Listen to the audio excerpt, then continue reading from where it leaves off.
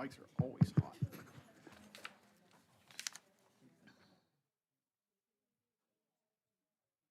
Thank you. All right, before, can I get the floor mine? You're good. We're live, correct? Floor is mine. All right. Before I get started, is this a public meeting? Is this, And I we're know live on the obviously internet. it's a public meeting, but is it broadcast? Yes. Okay. Before I get started, if I may, we showed off, y'all showed off this, is it Saturday night? Saturday night, you really did. And, people were saying, well, this is, y'all did a great job. They did a great job. You all did. And, you know, the Lord gave us the weather, so, he gets credit for that. But it was just, it was fantastic. I saw a lot of people that I don't know, which is a great sign.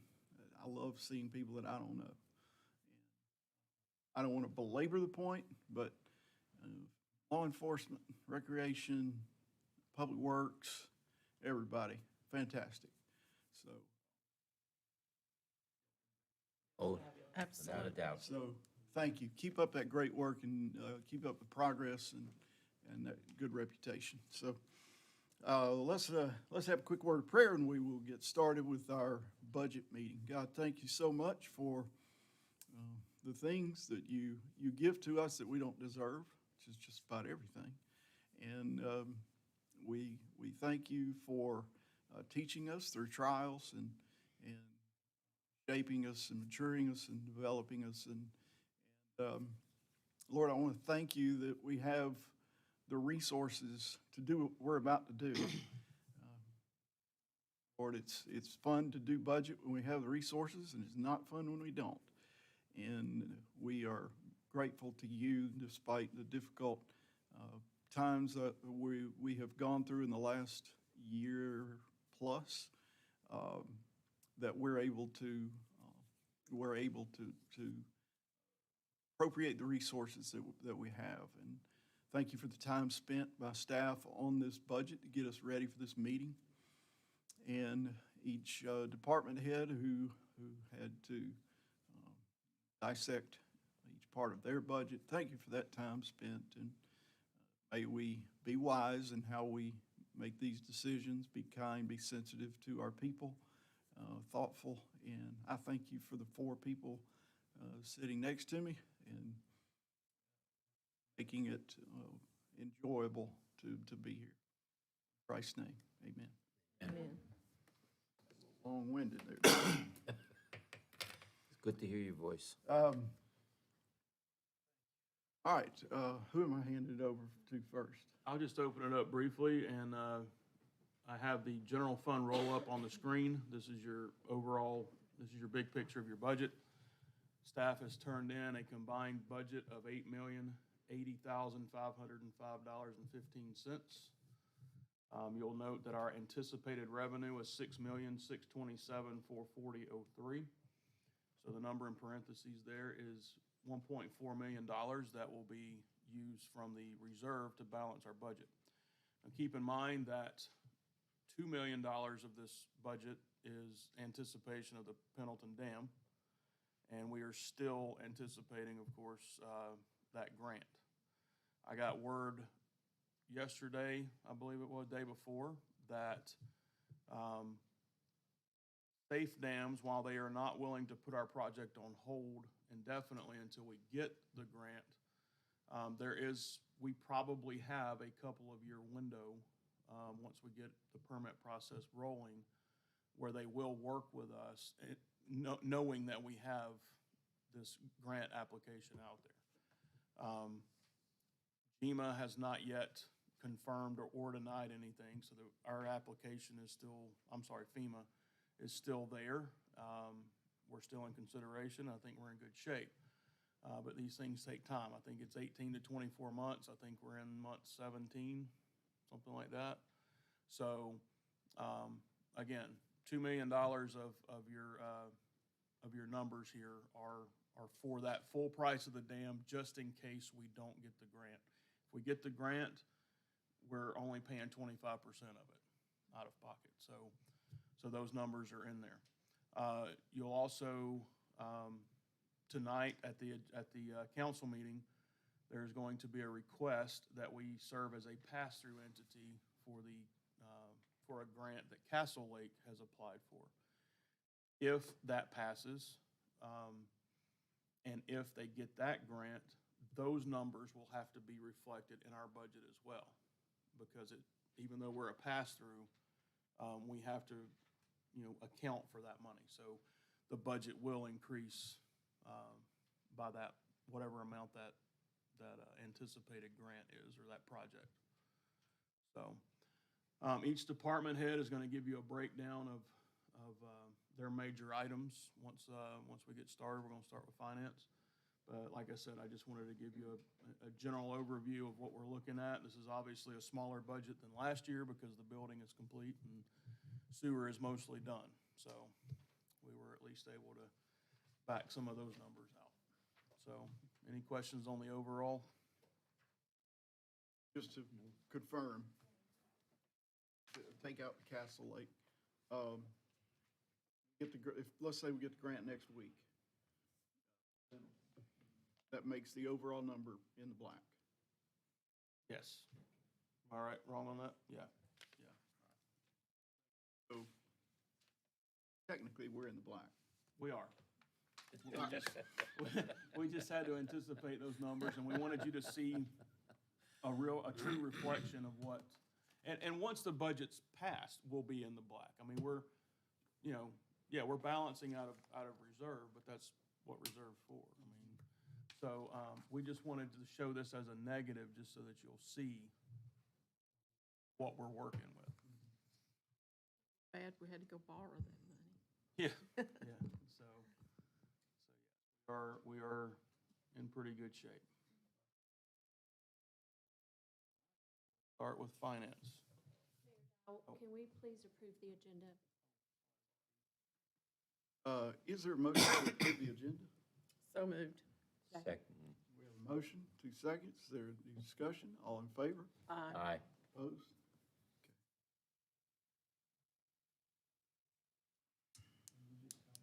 Tabs I need to open.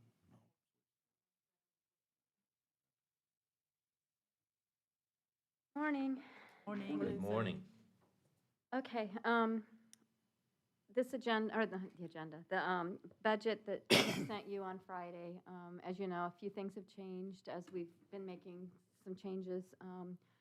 I did not give you the new updated stuff because we will actually, I'm sure we will make some changes today as we typically do. And when we do that, I will make the changes in the budget, or I keep saying that, yeah, in the budget, and bring it back to you for the public hearing in June. Do you remember the date? 17th? Does that sound right? June 17th. So I'll bring it back to you at that point. And at that point, I'll have a balanced budget where everything shows zero. As Brandon said, I just want to make sure you understood where we were at. In case we don't get the grant for the dam, we're in the red, but if we do, we'll be in the black.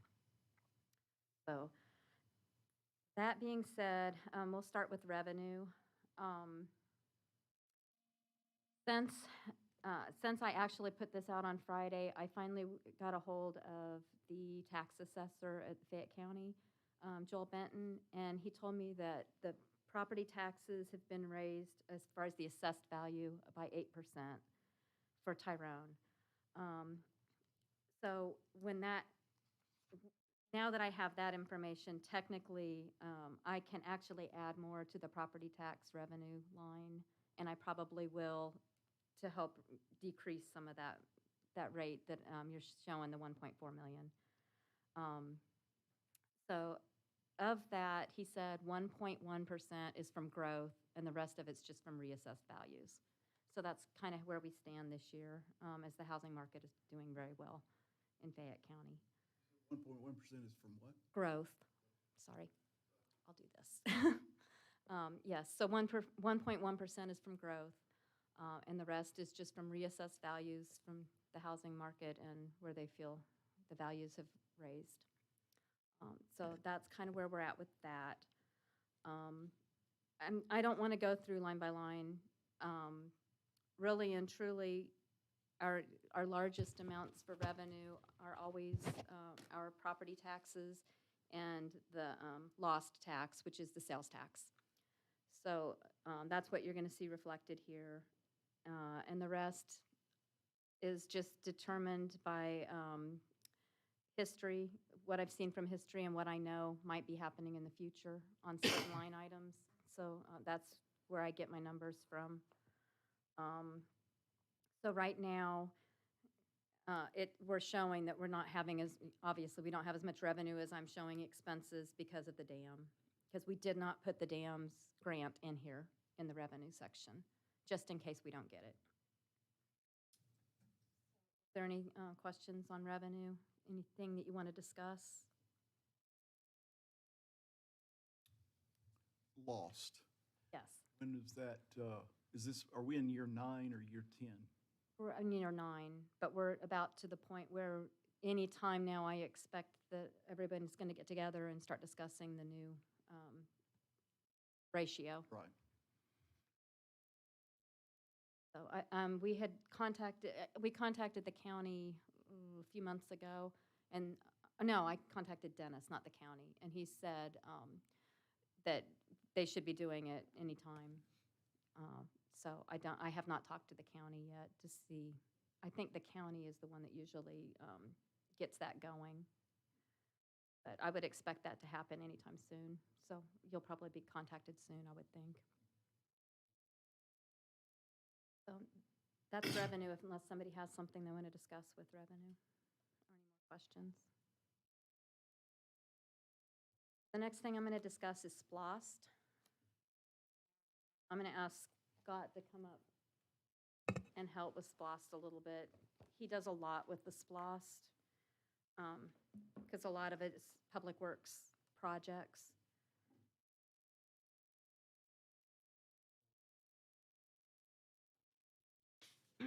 So on SPLOST, we are in the 5th year, or this will be the 5th year of the 6-year budget for the SPLOST items. Any amount of SPLOST money that we receive after that 6 years, we can still spend. Any money that we've received that we haven't spent from those 6 years, we still have other years that we can spend the money. So we will still be showing SPLOST after next year, just so you know. Any money that we still have that we haven't spent, we're still going to keep going until that money is expended. But that's basically where that stands. In our SPLOST budget for next year, we have $90,000 that will be our portion, part of our portion for the LMIG that we get every year. We have slated Far Road. So at the moment, we've estimated $550,000. I believe Scott thinks it'll be less. Yeah, we're anticipating that to be less. Yeah, we think it'll be less. I'm putting the whole thing in there. Whatever we don't spend, we can actually spend on the roundabout or something else that we need money for. But for the moment, because that's what was in the SPLOST budget originally, when SPLOST was passed, I put the $550,000 in that line item. One of the main reasons why we think it's going to be reduced is because the county actually owns a portion of that road, and so they're joining us with this project. So the next thing we have slated for next year, I have $400,000 slated for the cart path system. And as you know from our meetings, council meetings previously, we've kind of changed the paths system from what was actually in the SPLOST book, but so that it's not exactly the same path that was showing in the book, but basically around those roads that the new path system is going, we'll be spending hopefully like around $400,000 this next year on getting those paths started. And that will include buying easements or whatever we need in order to start those paths.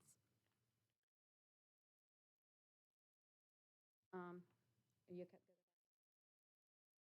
Oh, okay. The next thing is the roundabout at Palmetto, Spencer, and Arrowwood. We are estimating that it's going to be, I think it was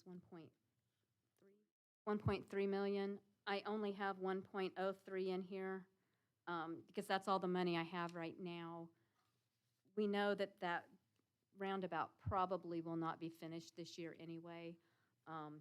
But even if it is, whatever money we have left over from FAR or from something else, when things come in at less, we'll throw it towards the roundabout. We will end up with 1.3 million. Not only that, but at the moment, we have more splost than actually we thought we were going to have. The estimate the county gave us, our splost has been coming in at higher than what they thought. So technically, if it keeps going the way it is, we're going to end up with more than $9.025 million, which is what they originally thought. So I don't think that we're going to have a problem. I just show that it's going to be less than what we really think we're going to spend in this line item. Part of that also is because that cost, that 1.3 million included a cart path that comes from the roundabout up towards, so along Spencer Road. So that's also going to be offset by some of the 400,000 of the cart path network. Funds from two different. Can we ask questions? Yes. Can we go back to the roundabout and the cart pass on State Route 74 North on ramp? Are we still doing that? No, ma'am. DOT was not happy with that thought process. So GDOT said no, huh? Okay, what about the cart pass, Commerce, Spencer, Palmetto, Swanson? What about Tyrone Road? What have we decided? yeah, Tyrone Get out Road of is the that. general fund. All right. I'm going to talk about that next, because that's in our CIP that's not part of SPLOST. Okay. I need to ask you a question quick. Splost money, you mentioned we may go over the 9 point what? $9,025,000 was the estimate. Okay, I thought that the rule behind the Splost was that we would collect for 6 years, or we would collect up to that 9.025. So how is it that we can collect more than we committed to collecting before? You may be correct there. Honestly, I don't remember how that law reads, but you're right. I need to go back and read that. It's possible that that is what that says. I don't think you can advertise to the people years that we're or- going to collect a certain amount from them Okay. and then collect more. Okay. You're right. Sure. No, I'm I not think sure. you're right. I think that, now that you say that, I think that is how that read. So we'll just end up collecting it faster than what the Right. 6 years is. Yeah. I think you're right. Before we go on? I was gonna, Sorry. but didn't you mention at one point that the splosh money was greater than what they had anticipated? Okay, so why wouldn't we be able to collect more if instead of being pigeonholed into that 9 million? What the mayor thinks, and I think he may be right, I have to go back and read the whole SPLOST. It's been a long time since I've read that whole agreement. In the agreement, it says 6 years, but it might say, once you've collected this, or 6 years. Because when you initiate the Splost, you're essentially selling it to the people so that they would vote to approve it. And you say, as a county, we collect, I don't know, let's just say $60 million or something in that vicinity. We're going to collect $60 million of your tax dollars through this Splost. Well, you can't then collect 67 million of their tax dollars because you committed to them that you would collect 60 million. And so if you don't collect that much, if it's not coming in very fast, then you commit to them, we will only collect for 6 years. That doesn't look like it's going to be a factor because we're collecting at a faster rate than we expected. So the bottom line is you can't take more money from them than you promised them you would. So what does it do? Just stop It at that just amount? stops. Yes, Like it would stop at- just as if it was the 6-year mark. It would Yeah. just, the sales tax, the extra Gotcha. penny sales tax or 1% sales tax would stop at that point. Like 5 years and 5 months, it would just stop. Okay, that answers that question. Thank you. And all of that said, I'm pretty sure that's the way it works, not positive. Yeah, I'm the same way. I have to go back and, I have to go back and read the agreement.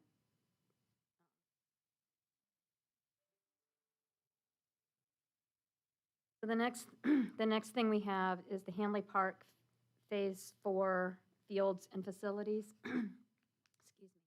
We have $250,000 slated for next year.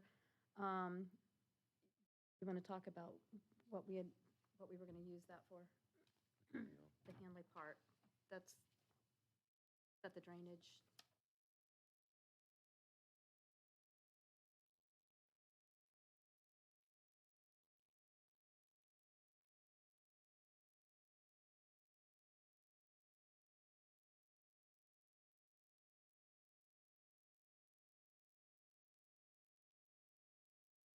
Oh, I think that's towards the Sessions Building. Okay, so that was not part of the drainage, the No, the water, drainage okay. basin's already been done. Okay, so that's actually for the concessions building that we are, I think we've decided to change, is that correct? It's no longer concessions, it's just gonna be a bathroom and a storage building for the soccer fields. So that we have, so that we would get that started for next year as well. And then we have $10,000 for Dorothea Red Wine Park next year, and I believe that was a study, is that correct? Already done. That I- was a, Go ahead. no, you, I was gonna say, we have that, excuse me, we put that amount of money in there so we can get level of study that we need. Hopefully it'll be a lot less than that, but we want something that'll help lay this out so we can relook at some of the uses down there and where we want to move.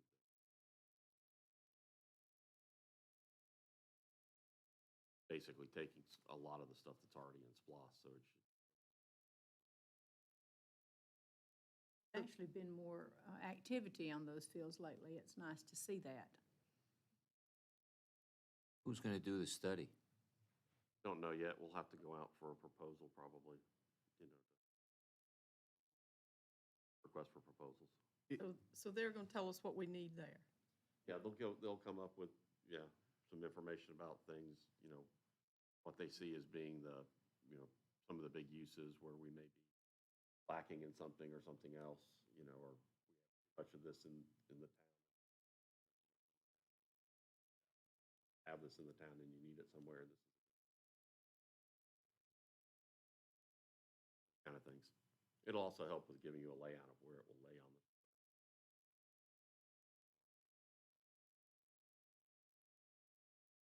Philip, won't the LCI have a little bit of that in there? Yeah, I was gonna say, so Dorothea Red Wine is in the LCI character area.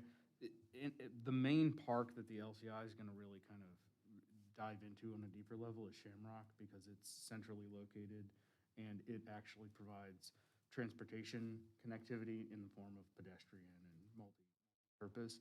But I think they'll probably at least look at Dorothea Red Wine.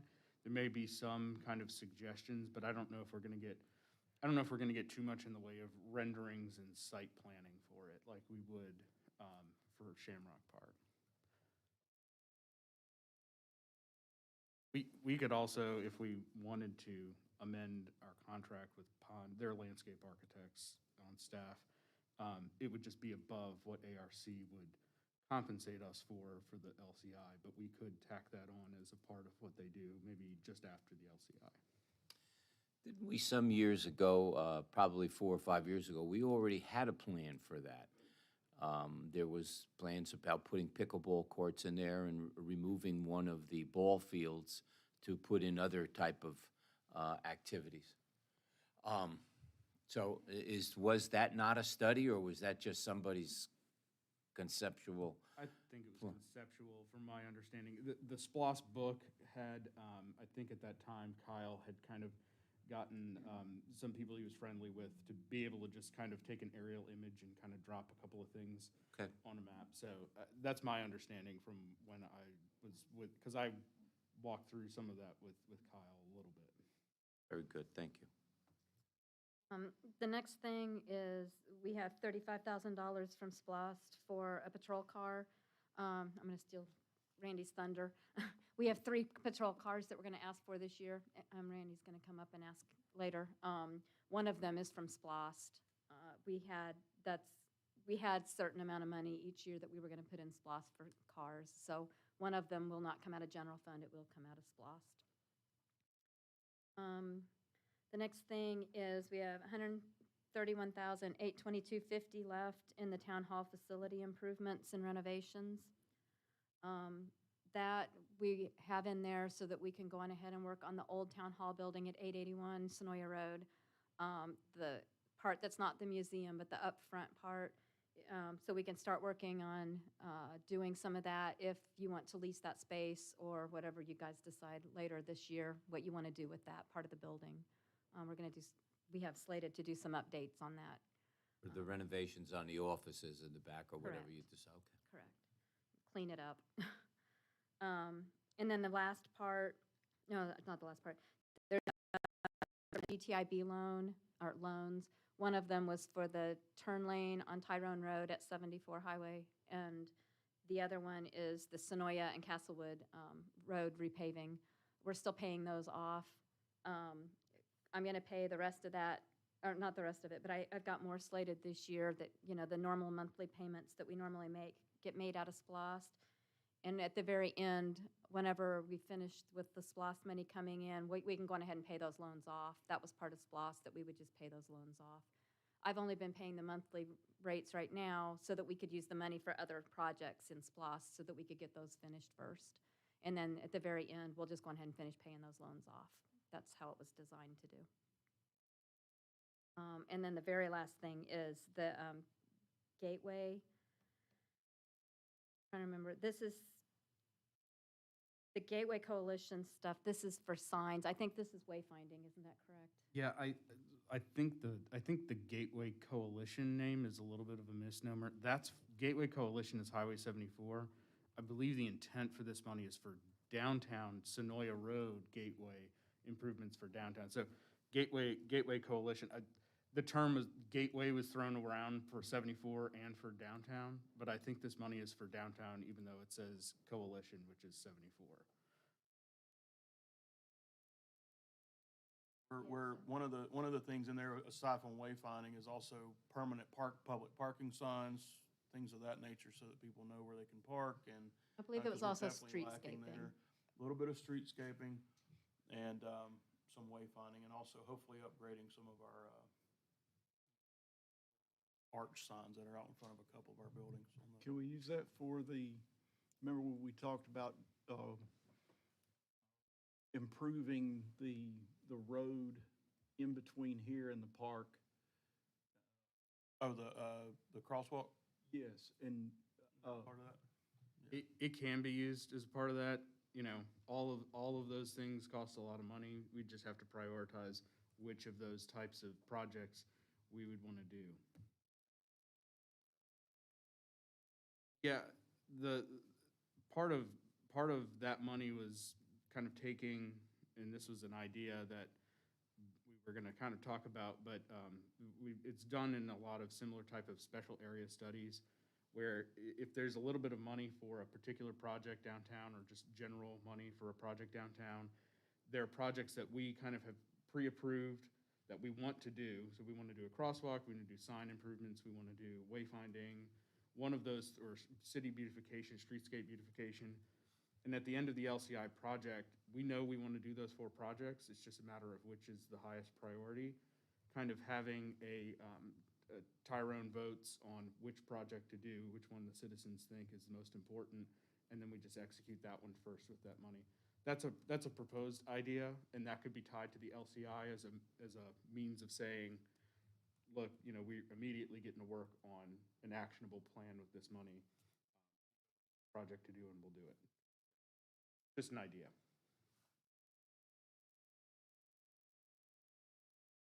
I'm finished with SPLOST unless anybody has any more questions or comments.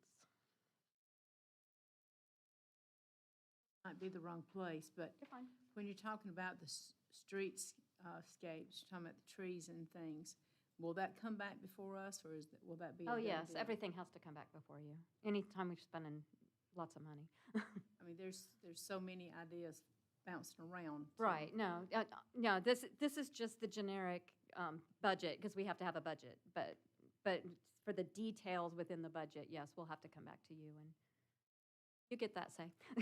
Thank you. And the next thing is CIP.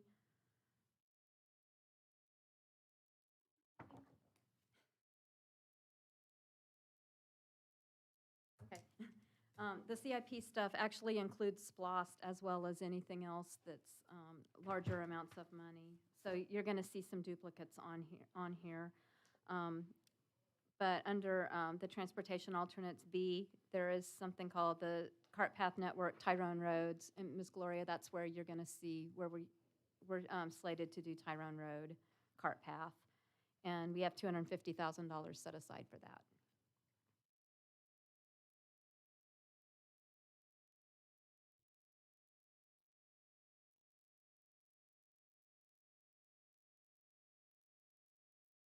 Also on here, we know that there are 2 other intersections that are possibly troublesome in Tyrone, and we put some money aside to go on ahead and maybe do a study this year. I don't know whether we'll get it done, but we have it in there just in case.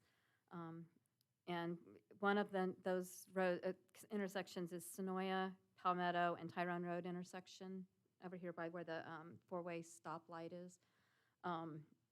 And the other one is at Sonoya, Crabapple, and Rockwood Roads intersection. Those are the 2 intersections that people seem to have problems with. So we put some money in there for a possible study, if we can get to it this year, just to see what somebody else thinks we should do with that road, those 2 road intersections, to see how we can improve those in the future. We just have the study in here, so we wouldn't be doing anything with those roads other than just the study, so we have a plan going forward in the future. Is that what the 15,000 and the 12 is for? Yes, ma'am. The And studies? hopefully it wouldn't cost that much, but we threw it in there just because you never know how much it's going to cost you until you go out for a bid and to see what they think. Question, do we have a schedule for any of the cart paths? Because that's the biggest question we keep getting. When it's going to start, we have no idea. I'm just the finance person. Yeah, Well, Scott actually is probably who. yeah, I mean, I know that we're in for Tyrone Road, that we're doing one, we're teeing up a bunch right now, but then we're just gonna kind of like do one at a time. Tyrone Road is the highest priority, and we're in the design phase for that, right? We're doing the surveying and design, so, I mean, that's That's probably correct. a timeline on that. Yeah, Going so down Tyrone Road, or is it going through that neighborhood? Like you The- had, currently we're looking at it going down a portion of Tyrone Road and then cutting back up into the neighborhood. Going through the woods? As opposed to going to, Not going down, something Tyrone. Brookfield, thank you. We're going, it would go past Brookfield. That particular route cuts off about 1,000 feet of the path, which is pretty significant. You know, if we run into troubles, we'll reassess, but. Right. And then, remember, we have the Spencer cart path that is part of the roundabout that we'll be working on too. That construction won't start this year, or well, may or may not, we don't know. Depends how long it takes to go through that whole process of getting the design, land acquisition, all those kind of things takes time. I mean, if you go back and look at the Sandy Springs presentation that Brandon had shared with us earlier in the year, you'll see how the timeline is on some of these things. It's just land acquisition and utility adjustments and things like that take a lot of time, and it's a lot of parties involved. So depending upon how quickly that does, or how much involvement there is. Right now, we're looking at 2 property owners, which helps reduce it on Tyrone Road. So hopefully, if that stays that way, that'll help, expedite that. And for Spencer, we're looking at least 1, it may be 2, depending upon a proposed development.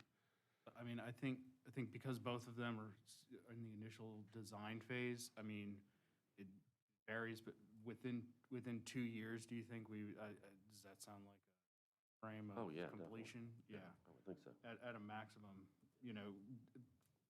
total completion. I mean, please be aware, our goal is to get it done as quickly as possible. I mean, that's what we're trying to do. But you guys know how it is. There's just steps we have to go through. There's just things we can't bypass. I'm glad you're acknowledging that. I appreciate that. This is not criticism, I promise you. I know that you're not sitting on your hands, you're getting it done quickly.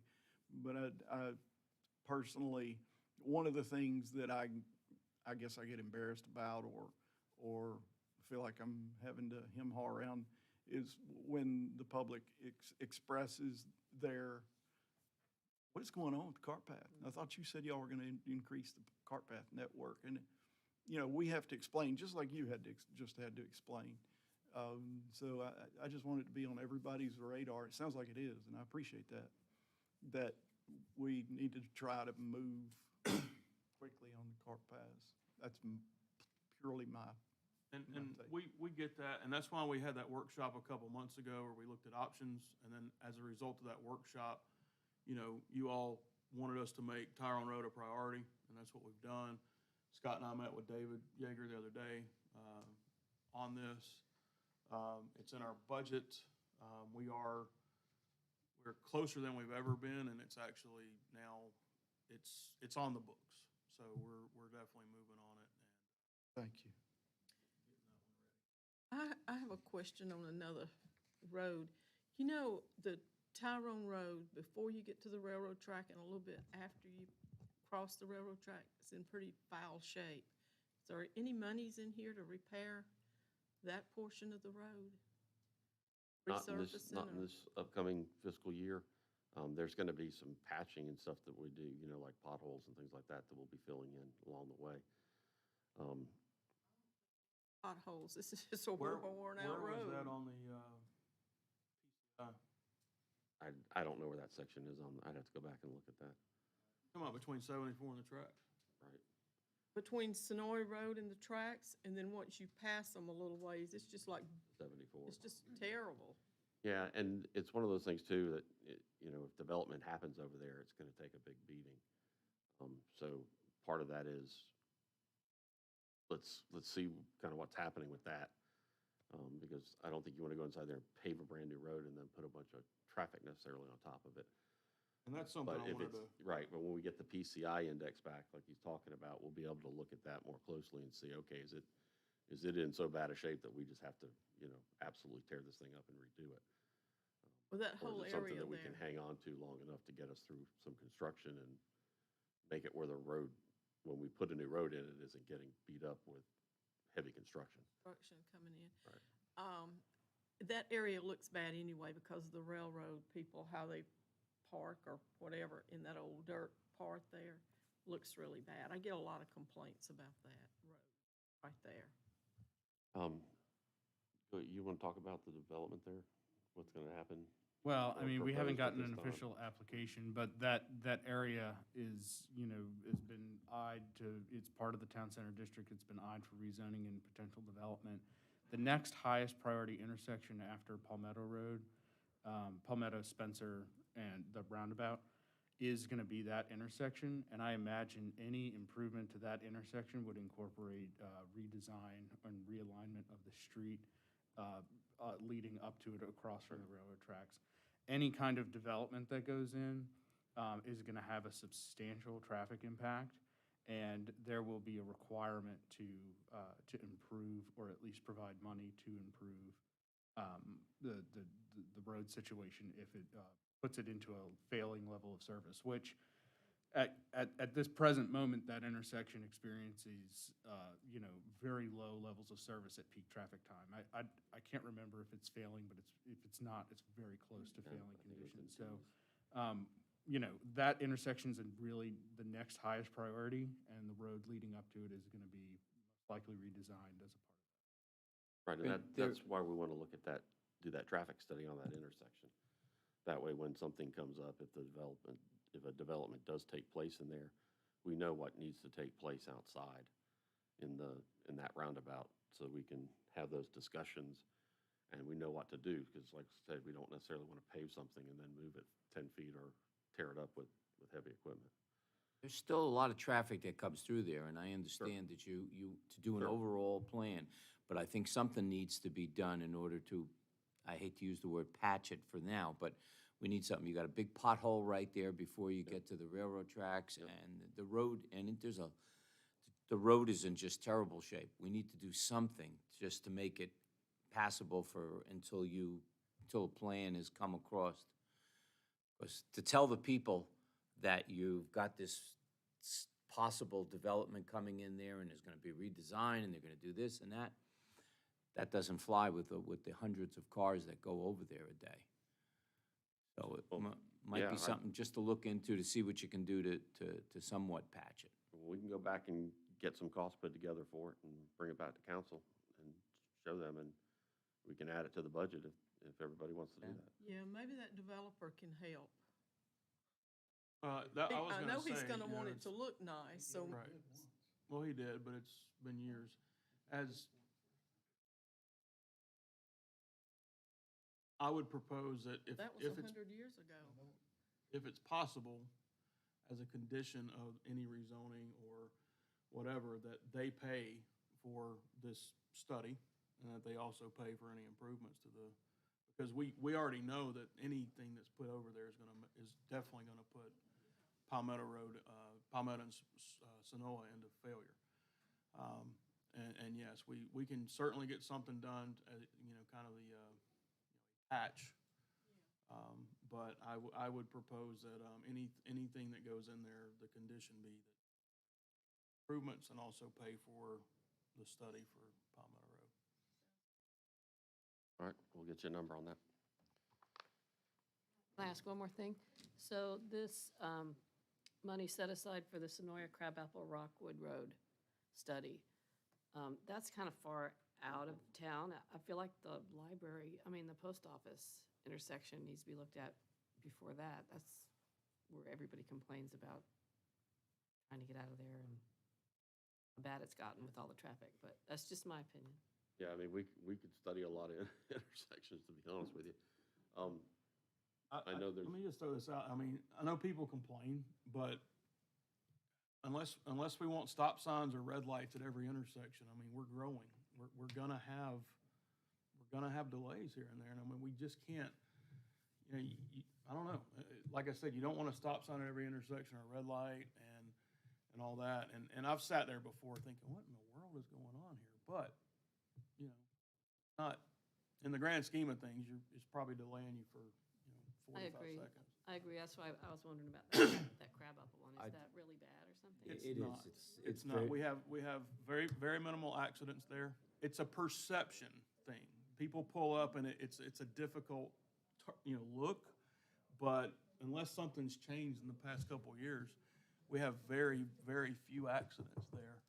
And I think the biggest problem, Brandon, is the truck traffic. right. It's different, they're not like cars where they can just kind of scoot out. These guys take time to accelerate and to get out and make that left-hand turn up Castlewood. So it is, Sonoya Road. So it is, it becomes, like you say, perception that it's difficult and stuff. Yeah, we've had people call in and say, somebody's gonna get killed at this intersection. Well, somebody could get killed at any intersection, but, we have very few accidents there, and that's not to say that something couldn't change today. It only takes one. But, yeah, That it's just seems to definitely affect something less to look people at. than the one. Affects a lot more people. Well, I think you'd be surprised at how much traffic actually Yeah, goes there's in and a out lot of traffic. that Rockwood Yeah. there, and especially there. And then you've got the school traffic that comes out from there as well. I do believe that even at Commerce, the speed of the traffic is really the biggest problem there. If people would keep it to 25 miles an hour, which they don't, and that creates another issue, but. Yeah, if you look at accidents just this past year, there's been more at Rockwood than there has been at Commerce. And if you look at the size of the vehicles involved, like trucks, like Billy, like you were mentioning, and then you look at the whole concept of speed of the road, the posted speed limits of the road are much higher at that. So that's one of the reasons why we want to look at that one next. And then Commerce is one, Castlewood and Sonoy is another, that eventually it's going to need one too. So we're trying not to overload everything into a budget that has a $2 million dam with it in 1 year. And it takes time to do these things. So we're trying to take on a very aggressive, as you can see, we're trying to do a lot with SPLOST. We're trying to do a lot with capital improvement. We're trying to do a lot with maintenance. We're taking on an aggressive approach to try to get things moving and get as much done as we can.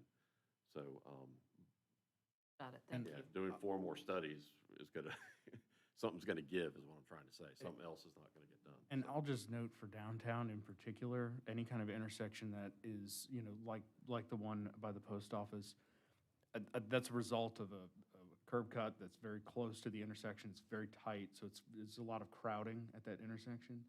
Part of our proposal for downtown is to try and see where we can put more public parking, get people out of concentrated areas where they can crowd an intersection, potentially have people park right at Veterans Park, have crosswalks where they walk over, they take care of business, and instead of coming out of a one-way location that crowds that intersection, they can then just get up and go from where they've parked outside of that. So there are other solutions to kind of solving some of those crowding issues at certain intersections downtown that we'll be looking at as well. Not sorry if we've overwhelmed you with roads to improve. How we think. So our next CIP that we're asking for is an equipment purchase for a chipper. The chipper that we had, I believe, Billy, I think you're the one that purchased that. I believe it was used at the time, and it's given out. It's done a whole lot for us, and it's been fantastic, but it's given out, and we need a new one. And so this time, we're asking for a new chipper so that it'll last more years than what the other one did, hopefully. And it's something that we need in order to keep the town beautified. So that's $30,000, an estimate. Go on. And I'll go ahead and just add That's this while we're talking about it, because it was gonna be later on in Public Works. So we have some idea for prices. I don't want to share what the exact prices were, because we haven't like competitively put it on Georgia procurement. This was just to get a feel for costs. We feel like 30,000 is sufficient to get a good piece of equipment that's comparable to what we have now and our needs for the future. So basically, you'll see tonight, I'll be talking about that, where we're going to try to put it into this year's budget if we can get through the procurement process quick enough. If you guys accept it tonight. If not, I had to put it in this budget to do for next year if it rolls into next year. So my goal is, like I say, later tonight at the council meeting, is to be talking to you about maybe trying to get this actually this year, this FY. Oh, okay. This reminds me, Mitch, thank you and David and Matt for your hard work when you're out there, regardless of the weather, doing these kinds of things. And we really appreciate you guys. Yep, they're amazing 3 guys, aren't they? Yes, sir.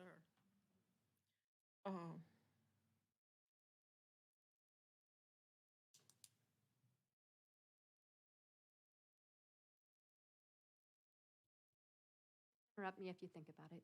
Okay. So the next thing is the Pendleton Dam. We have it in here for $2 million. I think we hope that it's less than that. But when you're doing a huge project like that, unexpected costs seem to come in. So we went on ahead and put $2 million in there just in case. I'm hoping that it'll be less than that. Yes, that does include engineering fees, inspections, and all of that stuff. And you have in here Bobcat, the 45,000 and all of that. What is, Those are for the future years. I just haven't been talking about those. Okay, We so can they're go not- talk about future years those if are you just like. cost estimations, they're not part of Correct. the budget? Yes, Okay, correct. thank you. An idea, they're upcoming. Yeah, this is a 5-year budget plan for capital improvements.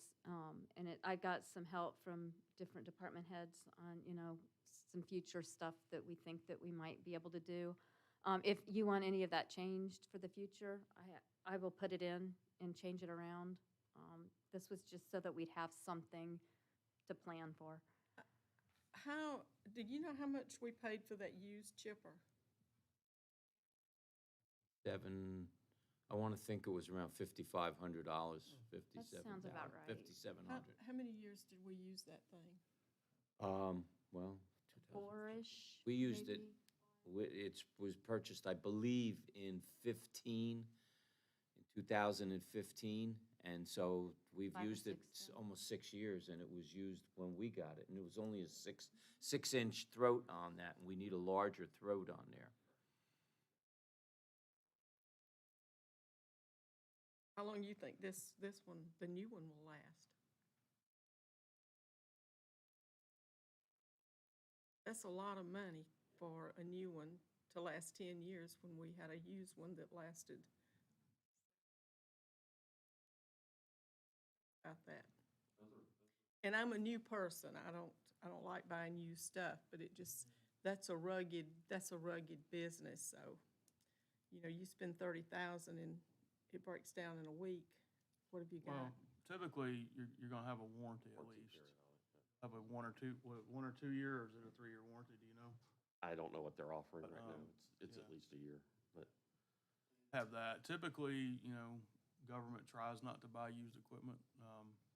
Sometimes sometimes it works out. I think our Well, he boom bought this truck, from a good person. when our bucket truck used.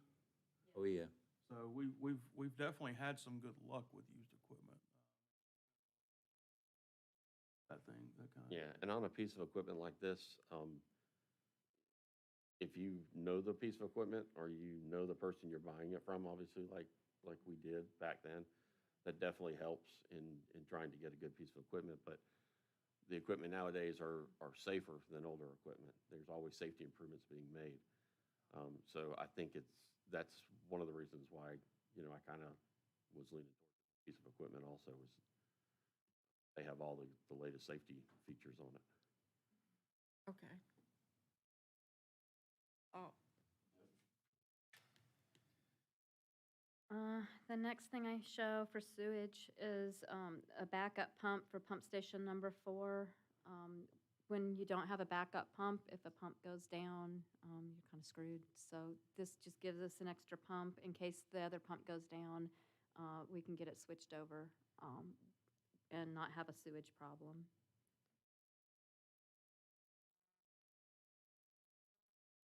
On the sewer, Yes. what kind of prevention program do we have for in case, you know, to work on our sewer in case in the middle of the night the forced main breaks? I know you've got a Yeah, company, you're working with Cuida. Yeah, we're working with Coweta. We have some other companies that have said they'll help us right now. You know, we're working towards that, getting the RFP put together and getting that out. That's all part of our aggressive agenda of things to do this year. But yeah, that's definitely one that's on there. And I don't know if you all know, but Brad is retiring from the town. And he was one of the ones who was helping me with that. So it's going to slow down a little bit, but it is important. It is critical to us, and we are working on it. So do we have anything in our budget for that, for those costs? No, typically, well, we have a contingency for if an actual emergency occurs. But the RFP will get us somebody who basically puts us in contract with people. They don't necessarily come out and do anything until there's an issue. And when that happens, then that money would come out of the contingency. Something were to happen tonight, though, we would have contingency funds to cover it, and then we would call Coweta County, and they would get their people out here. And I remember at one point, we could put somebody on retainer, if you will, that they would come immediately, you know, because if that happens, obviously, we can't wait a day or two for somebody to come out and respond. Right. So that's really my concern. I know we would have the funds. The next thing is Shamrock Playground, and I'm sure Rebecca will talk more about that when we get there in her budget. Public safety, once again, as I said, we've got 2 more cars other than the one in Splost that he's going to be asking for. I'll let Randy talk about that one. The generator for the police department side of municipal complex, and I believe that's happening in June, so we starting the first week in June, that install is probably can finally take this here. off. Yes. Well, I don't know when they'll bill us. It doesn't matter when they 7 bill us days as is long a- as it's been put in. So once it's installed, so that's actually that $100,000 is going to happen this current year. So we'll take it off of this budget before I bring it back to you for the public hearing. Yeah. And that's CARES Act funding. The next thing is, we would like, Brandon and I would like to do budgeting software next year. Right now, we just use Excel and link spreadsheets together, and it's cumbersome. And we would like to get a true budget software. We don't really know for sure how much that's going to cost, depending on which route we go. I think it'll probably be less than $10,000, but we slated $10,000 in here in the budget just so that we'd have something that hopefully we can get good budget software that everybody can use next year. And hopefully it'll One of look the nicer. Sorry, Go go ahead. on. One of the goals for that obviously is to also help with transparency, because a lot of these, they help to generate better reports, and some of them even will interact with your website and automatically publish budget-related reports and graphs and items and stuff for you, so the public can go on there and say, okay, I want to see the admin budget, and pull it up, and it's got, graphs and charts.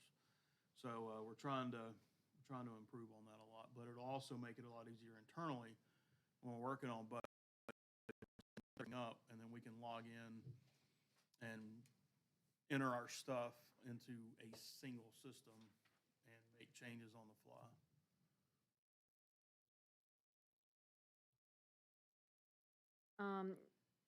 Then the other item we've got is the bond principal and interest for the new municipal complex, which we've got for quite a few years now. So that's on here. And then the stuff down below is just large dollar items. It's not a true capital expenditure, but it's stuff like the PCI study that Scott would like to do every 4 years. Road paving and repair. So anytime we do road paving, it's not truly a capital expenditure. They consider that just an expenditure for the year. And basically, the rest of that's just stuff that is in the rest of the budget. I don't know if you really want to talk about that. Why do we skip a year there? Between the Did I ask? 131 and the 100? I mean, does that mean we're not going to do road paving and repair in the next fiscal year? The road paving and repair, I think it's up in, I think it was up in the SPLOST item, like it's in SPLOST for that next year. We were just going to use the SPLOST money for the roads that Okay, that need to be done, for the LMIG. so you're assuming that a new SPOS would be approved? No, it would be the old SPLOST for the LMIG. The LMIG part is in SPLOST. I'm And so we usually, I believe, tell me if I'm wrong, we pick roads that need to be done, that are worse, that need to be done for LMIG generally, unless it's just too much for the LMIG. Is that how you do it? It's based off the PCI index that we keep talking about, so. But I'm talking about the 23, 24, 24, 25, 25, 26. LMIG goes away then, I'm not LMIG, SPLOST goes away at that point. But there's a skip between Yes. 21, 22, and 22, 23. That's because it's up in the LMIG section for That- next year. For next year, we're talking about just doing Just LMIG LMIG. projects. Okay. That could change. Remember, we're going to come back to you next year and ask what needs to be done, depending on how the roads are or, what your wishes are. Our future stuff can all be changed. This is just kind of Done a this path year. that, But the 100, 100, 100, where is that coming from? that is because we will no longer have SPLOST money to cover the LMIG. That's But general fund. It's coming from the general fund. Correct, yes, sorry, yes.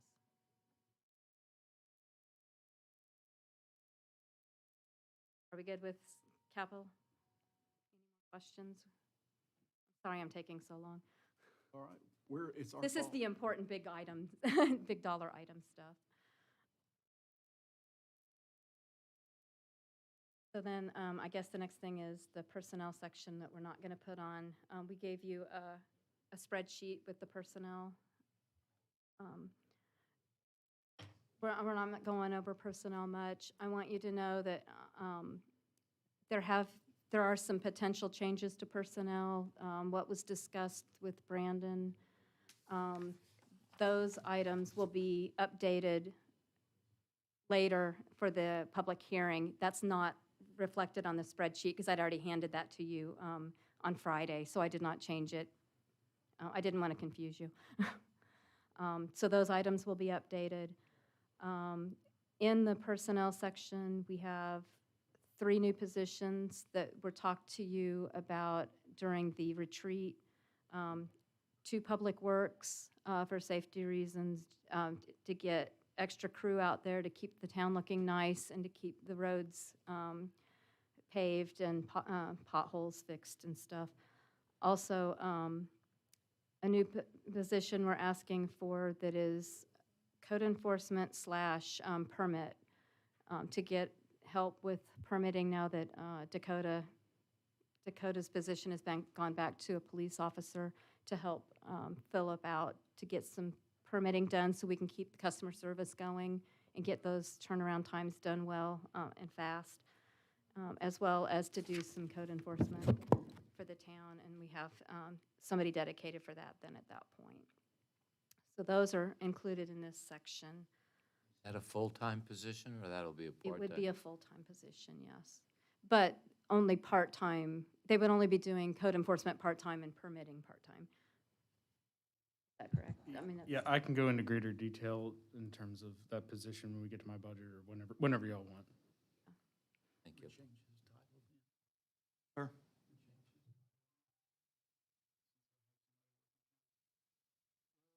Yeah, we'll have to look at that, but yeah, it's possible.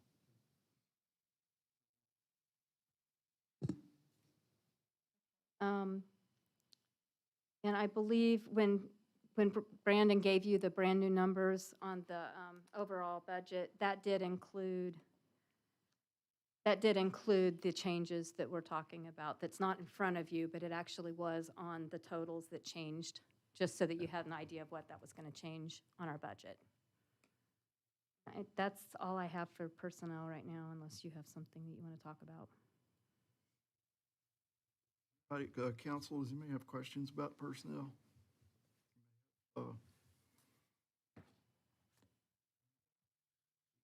You're figuring two public works people?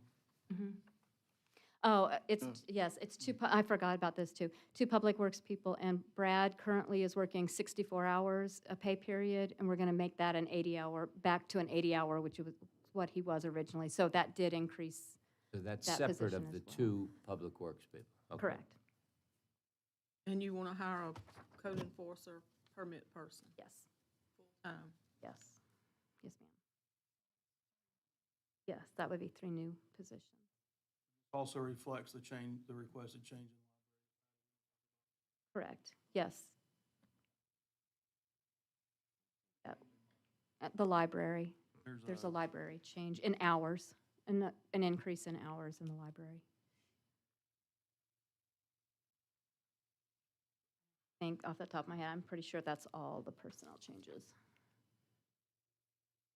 And the library one actually is it's already been included in the spreadsheet you have. Mhm. That one hasn't changed just in the last couple days. So then my next one is finance. If you want to go to that, please, Brandon.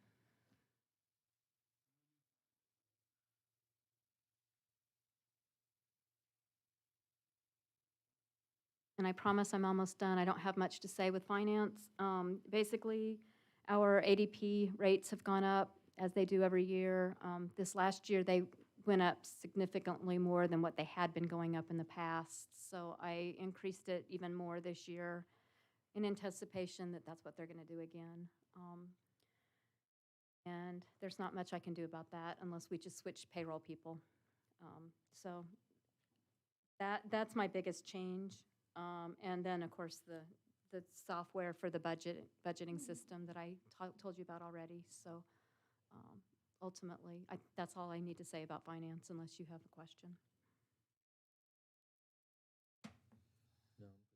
Okay, I'll pass it on to the police department. Thanks, Sandy. Thank you. Thank you.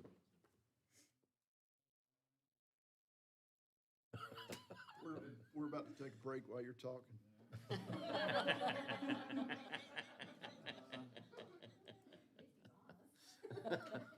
Give me one, there we go. All right.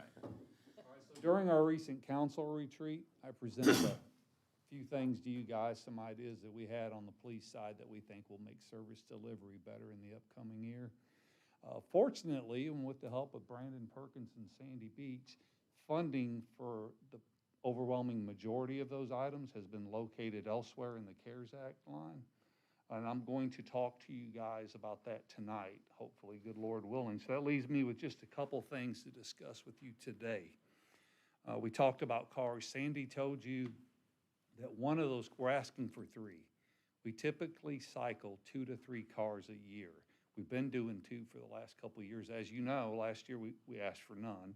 And that, of course, was part of a town-wide effort to conserve money during a pandemic. So Sandy told you a little bit about one that she's going to try to cover in SPLOST. We are also going to try to cover one of those vehicles in the CARES Act.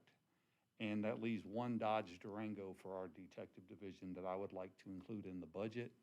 The car that Detective Johnson currently drives has had mechanical issues for quite some time, one of which they cannot resolve, which I believe, if I'm not mistaken, causes water to puddle.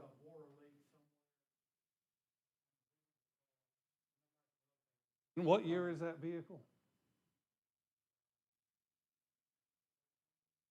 So it's older and it's up in miles, so we're gonna try to get her a Dodge Durango to be more conducive to what she does with her evidence and taking evidence items to the GBI crime lab.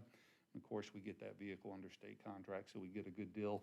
So you're gonna see that in the budget, and the price that you see associated with that will be fully equipped. So it'll have all the equipment included in that, the install. We also talked about flock cameras, if you remember, and the need for that. You guys have probably seen flock cameras in the news a lot lately because Atlanta's proposing buying hundreds of them to resolve their spike in crime, while the cities to their north are enjoying record low crime rates, and they attribute that to the flock camera system. And I told you guys what they do and how they information share and what a benefit would be. I'm asking you guys for 2. I'll take 100, but I'm asking you for 2. Okay, and they're gonna cost $2,500 each per year, and it's gonna fall under the rental of equipment, I believe. Right, so I'm asking for those 2. If you approve that, then we are going to make our rounds with the HOA. If you're familiar, Mr. Campbell has set up kind of a United Nations of HOAs where all the HOA presidents come together. So it's going to give us an opportunity to speak to all these folks at once. I'm going to ask these neighborhoods to get on board with Flock, because if we can put them at the entrances and exits of their different subdivisions, I mean, that's greater data coverage right there. You're asking for 2. How many locations have you identified that would be? So we're working with the Fayette County Sheriff's Office because they asked for 100 and I believe they got 50. So it's really going to depend on where they place theirs, where we place ours. Because we're going to be sharing with Fayette County, Fayetteville, Peachtree City, and of course us. So where they place theirs will go a long ways in determining where we place ours. So I can't give you a solid answer yet until I know where they're going to place theirs. And that's why you asked for 2? Well, they actually specifically said, if y'all can do 2, we can do. That's the plan. The last thing I'm gonna bring to your attention is when we discussed about certification raises. Now, this is something that has been talked about for quite some time in Tyrone. In fact, it's been a part of each individual officer's goals and objectives for several years, Brandon. Yeah, so what we do is we ask these guys to go out and attend these classes and earn these certifications. Each certification requires several, probably 4 or 5, sometimes 6 classes that are anywhere from 24 hours to a week long each. In addition to those classes, they also have to have a certain amount of college credit to earn the certification from post. So it's not easy, it's tough, but it makes them a smarter police officer and it makes them a greater asset to this town. I would now like to reward them for doing so. And I sat down with Brandy and Sandy, and we discussed different ways of doing that. We talked about doing it on a percentage basis, where each one was worth maybe 1%. But then you run into the issue of someone who's been here a very long time, who makes a lot more than someone who hasn't. 1% to him is a lot more than 1% to someone else. So we settled on a dollar amount, and we settled on $500. So, and that would apply to anyone, no matter where they were in the salary range, if they earn these individual certifications. All that equates to 22.8, round up to 23 cents an hour. 23 cents an hour for each of these certifications they've gone out and earned. There's 4 of them: intermediate, advanced, supervisory, and managerial, that I would like to compensate these folks for their hard work. Currently, we have 8 such certifications within our agency, with the possibility of a 9th. Andrea Johnson's kind of trying to expedite her supervisory one. So I don't know if it's going to make the timeline for this or not, but if it does, it'd be 9. So that's $4,500. But I'm just going to tell you up front that I'm going to be encouraging the rest of these folks to do the same, because it makes them better cops. And honestly, I'm succession planning. I want all these people to be able to take their supervisor's position over when their supervisor gets promoted up to the next level. That's how you make great cops. I would encourage, and I'm going to use this opportunity to say this out loud, every department head in this building, in this room right now, to find ways to do the same for their employees. That's all I got, folks. I'm done. Any questions? Is that 500 just a one-time pay? No, ma'am. That's every year. Their rate of pay will increase by, rounded up to 23 cents an hour for each one of those certifications. Why- It sounds How- better how when you did- how say did- 500. Okay. How did we settle on the 500? Why wouldn't that be more? My one concern, and maybe others too, that you get, when you start, the more degrees or the more certifications that they have, the more employable they are someplace else. But I also do believe that, with your exact sentiments, that they should be educated. It makes us for a better town and better officers there to make better decisions, and I'm all for that. But I was just curious how we came to the 500. Why not 1,000? And I'll just use that Let me number. respond to something you said first. I'm never, ever going to hold back training for officers for fear of losing them to somewhere else. I'm going to do everything in my power to keep them here. I'll make it so that they don't want to go somewhere else. Right. I want them to stay here and finish their career right here. And Tyrone's an easy sell, especially to an officer with good sense. Because you look around and we got everything that we could possibly need, and to include a great public and honestly, a great council. So why not 1,000? If you want to fight about it, I'll lay down right now, you win. Whatever you want to pay. I think it's probably a safer budgeting number to start off with, and if maybe sometime down the road, you want to increase it, you'll never get an objection out of me, as long as we can afford it and we don't cripple our operations elsewhere. I mean, I'm very concerned about losing any of our great employees that we have here to anybody for any reason. So, but there's only so much that we can do on a budgeting end as far as giving them raises or even, raising their benefits, medical and such. So if there's another incentive that we can create to make it so that they, want to stay here, or to get new people to come in and say, look, we got this program, and so on and so forth, that I think It's that's a recruiting tool. I think Absolutely. I think it's a great idea. When you guys raised our starting pay to roughly 42.5, I told you then that put us in the lead, but it wouldn't take long, and it did, because it forced Fayetteville and Peachtree City and Fayette County to catch up to us. I'm fine with that, but this is another level. This is something else that we can offer our officers. And they may jump on ship and do the same thing we do, but that's fine. I like to be the guy that sets the trend. But really, the only reason we lose people, not the only reason, but the primary reason we lose people is because they want more action. That has been one of the big reasons. And if that's the case, then there's nothing we can do about it. We don't want to do anything about that. We're not going to bring them more action. Yeah. I'm No. surprised. Most This young, day and time? well, I mean, most young people that get into law enforcement, that's kind of one of the things that drives them is they want to, as we used to call it, run and gun.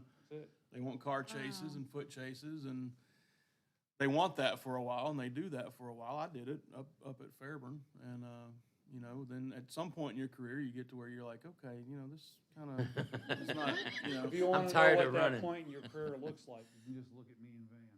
That's what Looks pretty good. no more running and gunning. Looks pretty good. I have a question that's not even pertaining to this, but since I got you in here. What, do we do the high-speed chases? Yes, we do. But we are restrictive. The officer has a considerable amount of discretion, and they have to consider a multitude of factors. So we're not going to high-speed chase over something insignificant. If we can get a tag number and that car is not reported stolen, we'll get them later.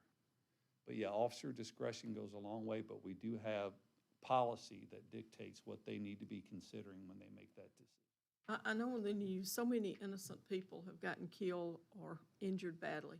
Oh, yeah. And I almost got killed at Rockaway in '74. So Or there's I two s- sides to it. Awful. So if you create a very liberal chase policy, well, then obviously the criminals know if they do something, that you're going to chase them till the wheels fall off and somebody could die. If you create a very restrictive pursuit policy, then the criminals get the word that you're not going to chase them for anything and they'll do what they want. All they got to do is drive away at 20 miles an hour over the speed limit. So it's a balancing act.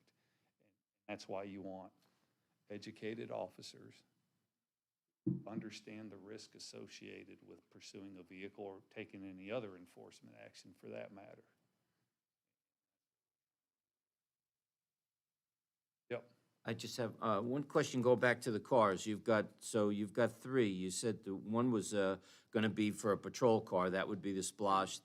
Pardon me? 2 patrol cars. Oh, okay, they're going to be 2 patrol cars and then one Detective. for the detective. Okay. So you got 2 Dodge Chargers and 1 Dodge Durango. 1 Dodge Charger will be out of the CARES Act funding line. 1 Dodge Charger will be out of SPLOST. And then the cheapest of the 3, the Dodge Durango, will be in the regular budget. Perfect. Thank you, sir. I know the old guard is not their favorite thing, but I think that in this current day of policing, I really appreciate the community programs that you do. I just think they're really good for the reputation, and people love the Tyrone Police Department, not just for safety and all that, but they see those programs and they say, you know what, my police department is different. I'm glad you mentioned that because the other night at our HOA president's meeting, it came up about the new drivers program that we're putting on. You guys know we're doing a use of force for the citizens. We're doing for new drivers, a class for new drivers, and of course the Citizens Police Academy. That man right there came up with the idea for the new drivers program. That wasn't me. That was Mayor Dial. So, and to let you know, sir, that it's already full. First class is already full. How many kids? We're doing 15 because of the restrictions, but it's full, and we've already made plans for a second class. Awesome. So, yeah, good idea. Yes, sir. Yes, sir. And the Citizens Police Academy for this year, too. You know that'll be full. Yeah, that'll be full. So thank you guys for all you do, and I'll thank you even more if you approve everything I asked you for today. and come in well-rested tonight, because I got a bigger list tonight. Thank you, guys. Good. Thank you, Chief. Thank you. All right.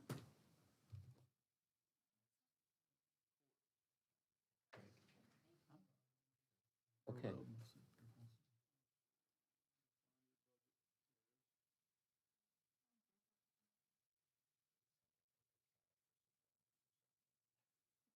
You need a break, Billy? Just 1 second, point of, so you want me to go ahead and just bring that up real quick? It's up to you. Okay. Sandy reminded me, you can start there. Sandy reminded me that as part of this year's plan as well is, we had talked about this at the retreat, but we want to definitely make sure that we move forward on doing some studies that could probably be done internally. It's not necessarily one of those studies where you hire it out, but we want to study our pay rate across the board and see where we are with that. And also, it's probably a good time to revisit our job descriptions. So we just want to let y'all know that that's on our staff agenda for this year. And we'll. ARC help you with that? They can. The last time we did that with job descriptions, they left a little bit to be desired. But it's definitely something we could reach out to them again for, and especially on the pay side, and get some free services there. That they have resources that we obviously don't have. We just want to make sure that that was in front of y'all before this meeting was over. Sorry about that. Go ahead, April. Yeah, good morning.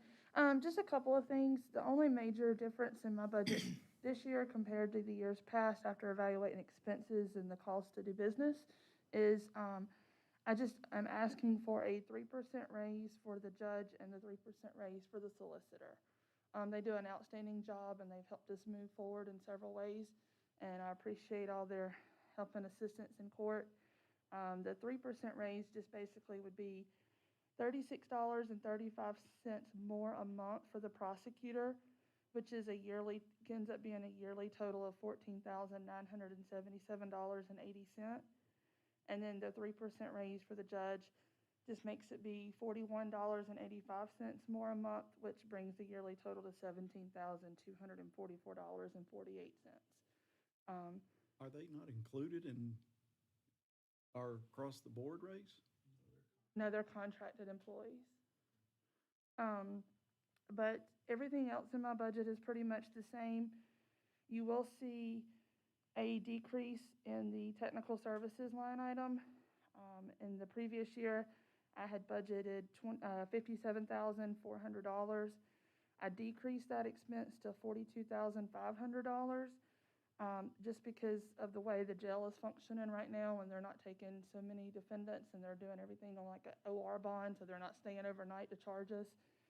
So I felt like that expense could be decreased. And then the TransUnion open records requests, those have kind of become where they're a little bit more efficiently able to be processed in office.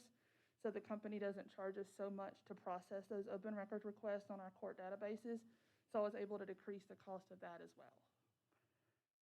But other than that, the other expenses are pretty much true to what they've been in the past, just to make sure that we maintain the supplies and the training and the equipment needed to be able to have a successful municipal court.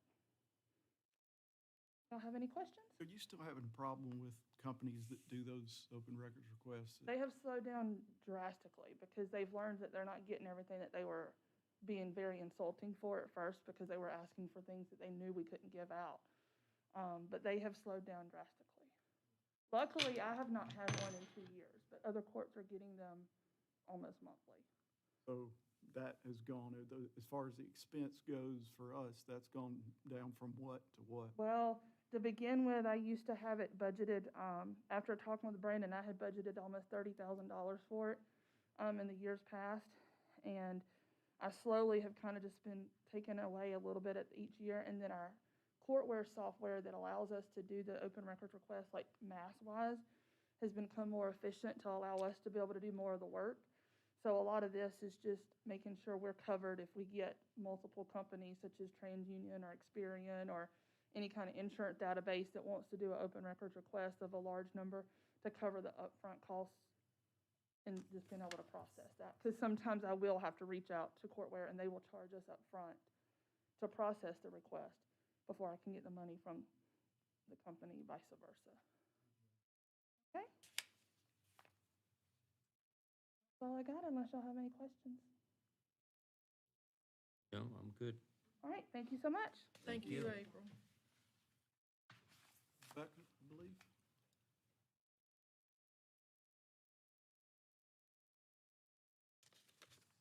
Good morning. Good morning. It's very good to see you here today, Mr. Mayor. We really appreciated you coming out to our event. We appreciated everybody who came out. It was a wonderful event. All right. My biggest capital item is going to be the Shamrock Playground. We have budgeted $28,000 for this project.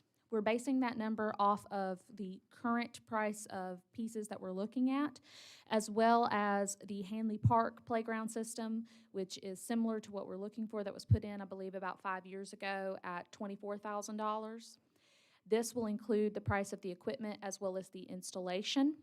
We're also looking at, in this equipment line item, to put in some new barriers around the park itself, the playground itself. As those barriers are getting old, they're starting to sag, they're becoming a safety hazard. We're also looking at putting in an ADA accessible route and ramp to make the playground accessible to those who are in a wheelchair or otherwise handicapped. So this will be a big project. We're hoping to come to, and once we pick out about 3 to 4 models, to work with Philip as well as y'all and present these models to our citizens to get some input as to what they would like to see as the playground system. I've talked to several different recreation departments about what they do when they're going to add in a new playground, and that's one of the number one things they do is they give their citizens input. Because if you don't, you get rid of the swings, and that's all you hear about is that the kids really miss the swings. So it's definitely important to get that input. Next, with playground maintenance, a big push this year, especially since I've earned my certification as a certified playground safety inspector, is going to be the safety of our playgrounds and keeping our kids safe while they're out enjoying our parks. So this year in park maintenance, we've budgeted of our other play systems a good top coating of mulch. Fortunately, they were not as in need as Shamrock Park was, but it's still good. We're in that year range where they do need to be topped off and remulched just to keep the fall height and critical height where they need to be. We're going to keep our events the same. We haven't had an increase in our events line item. Our budget's worked really well for that. We're going to keep the $6,000 for Christmas decorations to build off of the ones that we did last year. This will be a lot of infrastructure to help with what we're going to be hoping to put up. We've also added a little bit more in building maintenance. That's mainly just to keep, when we move into our new building, some minor repairs here and there, getting it up to snuff. We're going to focus this year with that building, getting it functional where we need to be, where our classes can come in and use it, where we can use the office space. And then in the next FY, we'll work more on the aesthetics of the building. And I believe that is all I have for y'all. Do you have any questions for me? Could you expand a little bit on the park systems that you're proposing? What for the handicapped? How you're going to prepare those parks, especially Shamrock Park for the handicapped? Right now, we're looking mainly at Shamrock Park to repair because, those barriers, it's really impossible to get a wheelchair over it, and no one can accessible.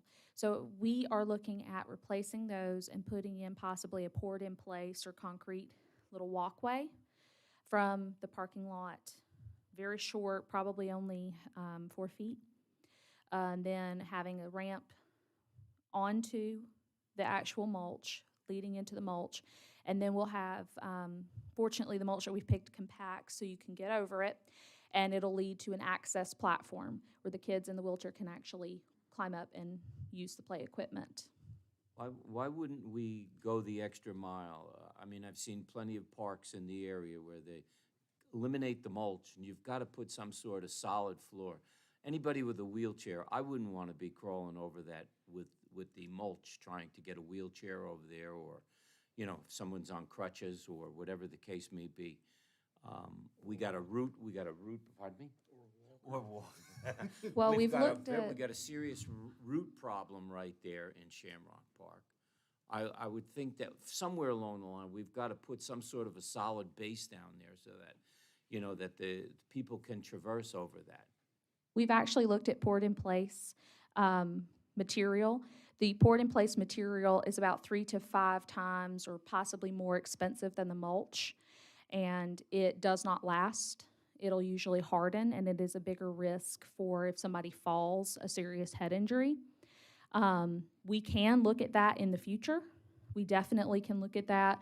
One of the things that we're looking at too is with those trees and the root problems, that's actually going to be a big push to make those barriers go around them, because we actually cannot have those tree trunks within the play area, because as you said, that root problem poses a trip hazard and just is a big safety issue. So we're actually going to be, when we rip up those barriers, changing the map of the actual play area to keep those roots out. And eventually we may end up getting rid of those trees. I've talked a little bit to Scott about that. Because like you said, those roots are a huge issue. And the temporary solution I would like to do is put barriers around. I know that we have the tree that's actually in the play area that we have to move out of the play area. Then we have the other tree that's in the picnic area, which you've seen that has all of the roots sticking up and is causing a big trip hazard. So what we're wanting to do is put barriers around that and to keep the roots hopefully somewhat contained, and put mulch over that, make like a planter area in the meantime until we can hopefully cut those trees down or remove them. If you want to spend the money, we can. Scott and I actually talked about that not too long ago, if we moved the entire setup of the playground to a different location, which we totally can do. We would just have to figure out another spot, hopefully somewhere near the pavilion, because people really like being able to be in the pavilion. But if we used, Scott and I looked at that lower area where I believe that small concrete pad is. We looked at that. We looked at another possibility is eliminating the basketball court, using a port in place or using a mulch and putting it there. So there's several options. I mean, we will happily move it because We've They had like the some, shade too. well, it is shaded. We've had some internal discussions about master planning the park and redoing this playground, bigger than what we're talking about now. And even going the route of what some of our neighbors have done. I know Peachtree City's big park behind their city hall they went out and got sponsorships, and they have this huge playground with the more permanent flooring. It's padded, it's softer, and they actually have a sponsorship sign up and a fence around the playground and everything. It's done well, it was well done. I'll be interested to see what Fayetteville's new park behind their new city hall looks like as well. But all these things are, we have all these possibilities. We got tons of space over there we could use, even if it is a corner of the big lawn down closer to the lake. But you're right. There's give and take. You move it, you got more space, you can put more equipment in there, newer equipment, but you lose the shade. But you still want it to be closer to the pavilion so that when people are having events there or whatever, or mom and dad can sit under the pavilion to get out of the sun. So you don't want to move it too far away from that. So there's definitely some master planning that needs to be done. And I believe, like Philip said, Shamrock Park's going to be a big focus of the LCI. So I'd be interested to see what the result of that is. But I would love to see personally, if we were to get a new splosh in a few years, have a major playground renovation in that splosh. The park is used so much, and there's such a drainage problem where the part where the apparatuses are now, it washes out the mulch even after a short period of time. Now, they do make, and I've seen this many times, and so have you, they've got that netting or some sort of, I don't know what they actually call it, but yes, some like sort canvas, yeah, exactly, canopy. to create that shade that you're looking for there. And that could easily be done. Oh, Yeah, yes, that's and- very doable. And that's a doable thing, and I think the cost would probably be cheaper if you moved it to one of those locations like you and Scott have discussed, as opposed to trying to renovate and remove those roots, like Sandy said, and creating a new spot that's already open and somewhat flat, and starting from anew. And I think it would probably be best, that would be a direction that I think for me would work better. And it would be more visible to the people as they're going by. I mean, that's become, you know, it is a great park. It's a key and playground in it our is. park. And anyway, just my thoughts. No, I totally agree. I think that, like we had said, we had talked about, you know, it's not the ideal place. I mean, we can keep at a picnic area, or have possibly seating to watch the basketball, you know, or tennis, if your kids are in there playing. But moving it would be great. And the good news is, most of this equipment that we're looking at, we can put in, and then several years down the line, move it to a new location and add on to it. My biggest concern right now is that playground has to be renovated ASAP. It's downgrading a lot. We're not even really sure. I mean, Linda has been here almost 11 years, I want to say, and it was there before her. And it's done great, but it's outlived its life. Be replaced. It needs to be replaced, exactly. Go for this year if the budget Mhm. passes. Very good.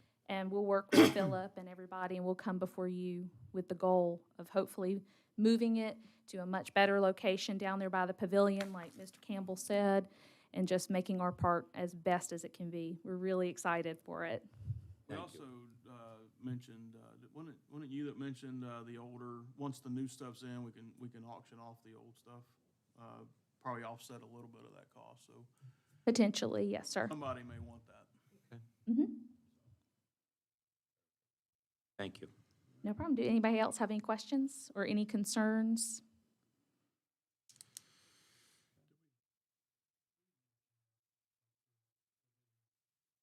A camera, it wouldn't hurt, given that. It would be nice, just since, you know, we do have that security deposit that people pay. It would be really great if we could have a security camera down there, just so that if, you know, somebody comes in and they have their party and they didn't trash it, they left it really nice, and then somebody else comes in and trashes it, and we think it was our renter, we can look back at the camera and say, no, they left it nice. Go ahead. I'm gonna pass my phone around. Already have told you, but that was done, seems like it was done Saturday night after the event. That's probable. Do have a little bit of a vandalism problem down there. We've had some very profane words written. I'm sure Mr. Campbell has seen it himself, working down there in Public Works. It's, you know, a lot of times people go down there and they hang out after dark, and we've had some profane things written on our playground. We've had profane things written or things trashed on, we've had to remove pieces of equipment. We've had to remove benches. I think it would be really good. I also think it would probably be good just as day-to-day safety.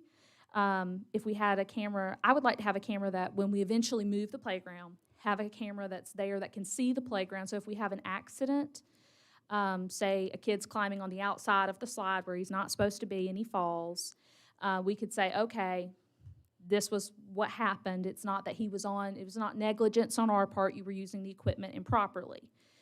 And if somebody came in and trashed it, we could turn it over to PD and say, these are the people that came in and just destroyed our beautiful new playground.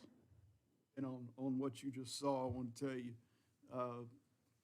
PD painted over it that night, and Public Works came in the next day and painted over it to match up the paint.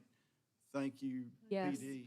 Thank you, Public Works, for jumping right on that. There's no excuse for that, and it's embarrassing. And, you know, so you did all you could other than it not happening. That's why I think some type of camera or cameras need to be put there. I agree. And it was a- Especially since we're going to have, you know, parents with young children coming in.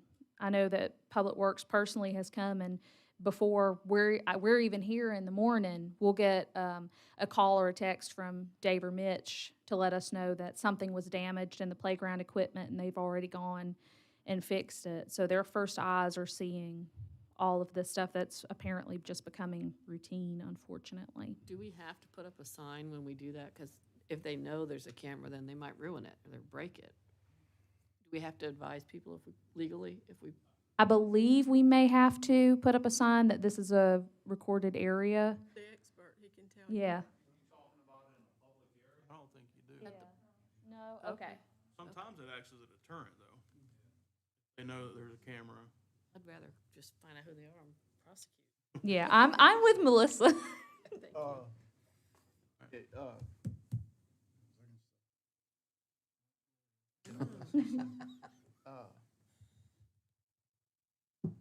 identifying. all right, go ahead, I'm sorry. No, you're good. I think that would be a really good idea. I would like to just have the two, one in the pavilion that just watches the pavilion, and then one that possibly could be connected that watches the playground, which also we could position it to, because we've had an issue with our basketball courts getting trashed. I'm sure sometimes y'all drive by and you see it. I know Dave's out there, he checks it every morning and has to clean up, so we could also have it pointed where it can observe the playground for right now as well as the basketball courts. And I think that would be really useful. I'm gonna say that a Boy Scout troop they were the first to see that, what I just showed you. Go ahead. Besides that, one other thing that you might notice in our change of budget is our memorial brick line item will now also cover our memorial crosses for our veterans that my department, as well as our cross committee, has created. A huge thank you to Miss Linda Howard and her husband for all of the hard work that they've done in building those crosses and painting them and getting them together. We're really excited to see them going up this Saturday. That's all I have. Oh, yes. We've increased Founder's Day just a little bit, just because we're anticipating that we're not going to get the sponsorships that we did before, as many of our businesses are still struggling with COVID, but the increase is very minor. We're sticking with our general plan. We're still going to go. We're still going to get as many sponsorships as we can, but we just added a little more padding. We've added a couple $1,000s. If you'll go, Brandon, do you have that spreadsheet up? That's right. All right. Where are we at? Founder's Day. If No, you'll go I'm to special event supplies. Special program right here? Yes, we've added a couple $1,000s there because that's one of our biggest line items. That's where we pull most of our rentals from, most of our supplies. And since we're anticipating we're not going to have the sponsorships, we've had to up that one. If you'll go to technical services. There it is. We've upped that one by $1,000 because that's another thing that's like our DJs, things like that, potentially laser shows, etc. So they run all of that for us. That also can be included in if we rent like a bouncy house and they bring a staff to run it. It can also be put in there. And then, let's see, if you'll go to, my eyes are bad. Yes, you'll go down. Yes, other supplies, we're keeping that one. We increased it by $100. That includes usually day of, we forgot tape, we forgot this, we forgot stuff like that. That one gets, and food for volunteers, that gets used up a lot. But that's mainly where our padding is. The rental of a vehicle and equipment, that has gone up by $1,000 as well to help cover, again, rental of bouncy houses, zip lines, things of that nature. Any fireworks? We would love to do the fireworks. I talked to Fayette County, but they've spent, I believe Tamika mentioned $15,000 on those fireworks. We would love to do those if y'all give us that. I don't know how much it costs. They're gorgeous. Maybe Fayette County can come in and do it again. I know. It's like, hey, do you want to do more fireworks? They were fantastic. Our geese didn't like them, but everybody else sure did. Geese. The geese. Can you give us a 30-second rundown on Founder's Day? it'll go, we'll have this, and this. Of course. Right now, we're going to do our normal food trucks. On October 1st, we will have a barbecue food truck as well as possibly like a dessert food truck. We will be doing strongman as well as wrestling that night. Then on the actual day of Founder's Day, the Rotary's going to do their 5K like they normally do. We're going to start our event. We will have the zip line. We're looking at possibly, if budget and sponsorships allowed, some other like a rock climbing wall, things like that, expanding on that. We're going to have bouncy houses, bouncy slides, food trucks. We'll have live bands performing. We're going to try to get the Sandy Creek Band also again to play, as well as a couple other performers. And we are looking at doing a laser show that they do over in Atlanta. If you've seen the Atlanta Motor Speedway one, they'll actually use drones and things like that.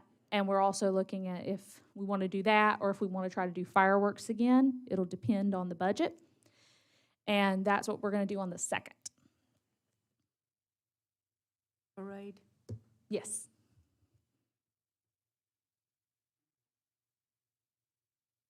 Are we gonna be in the parade? Would y'all want to be? We would love you to. I think you're a grand marshal. Mayor said it, now it's so. With my house. I put you as a grand marshal. I think it'd be great if y'all would start that as a tradition of being in the parade. I know sometimes y'all have, sometimes you haven't. A lot of times it's during an election year, if you were to do it that way, it would probably be separate. But I think it'd be a great tradition to have y'all actually in the parade in some way. Have a float. Yeah. I think that would be really cool. Senior parade is next weekend? It's on the 29th, and the lineup's going to start at 8 a.m. in Hanley Park, and it will go until 10 o'clock when the parade begins, and it will take the route down Sonoya Road to Tyrone Elementary. At Tyrone Elementary, the cars will either continue on their way or they'll pull into the parking lot to break down any decorations that aren't roadworthy. What kind of parade is that? That's the High high school school senior seniors. parade. Yeah, we're gonna start doing that every year now. That was Huge good success. last It year. Yeah, it was was. a huge success last week. Or last year.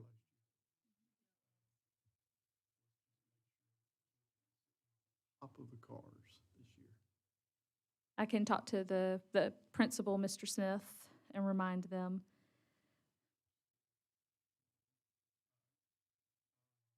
Do we have any flags around Tyrone that we could put out for? How big do you need them? Well, I just, the ones you stick in the ground to kind of complement I've got them down at the store. if the you need 'em. crosses that we're working on. We do, we're using those with the crosses, and we've ordered some more. But if Mr. Billy's got some, we definitely can go to the store and get some. I think that would be a good idea, Miss Gloria. I mean, it's maybe at Castlewood and go as far as we can. What do y'all think? Come out for the parade, Yeah, wherever for the Memorial parade, Day if week. it's gonna end at Tyrone Elementary, maybe go from Arrowwood as far as we could on both sides of the street to kind of complement the crosses. That would be a good idea. Put a lot of work in that. We want people to see them. Exactly. Yeah, those are gonna stand out well too, though, but yeah, we can do that. You said the 29th at 10? 29th at 10 o'clock. And huge thank you to our PD department for working with us and organizing that.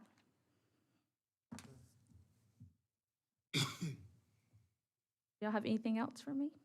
Got a question that we ran up against last Saturday morning.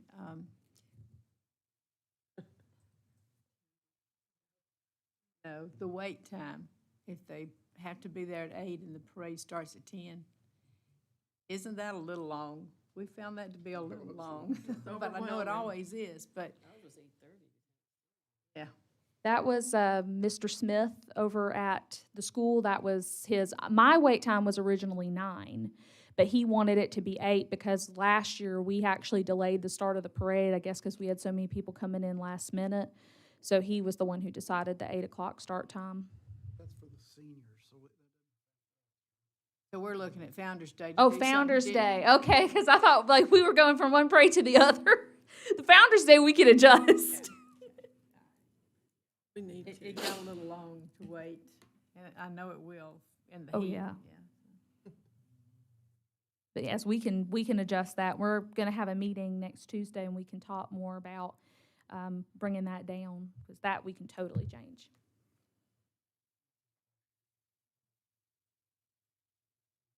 We got some good fellowship time though, didn't we? Yeah, we did. Anybody else have any I questions? about had to whoop a man.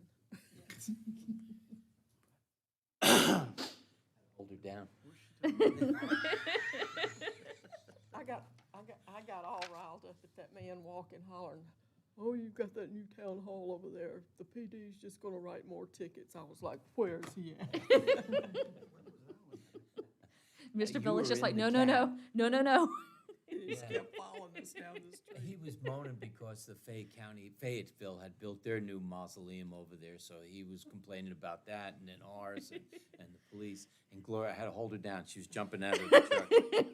Then the funny part was, he was at our fireworks that night, and I was looking for her. I said, Gloria, he's here. We don't know him. No, he's No. you don't want to know him. Anyway, Appreciate it. thank you. Thank you. Thank you. Library. Ms. Patty. You are next. And while you're coming up, I want to thank you and your team for what y'all do. You can keep walking. I don't make my presence down there enough to thank you guys, but we appreciate you. She has a slide, Phillips, sending it to me. We don't really need to use that. It's pretty Sure. cut and dry. Yeah, we don't need to use that. Before you get started, I just want to, I was brought to my attention that I missed that your 20-year with the town has recently passed, correct, this past week? Wow. Thank you. Congratulations.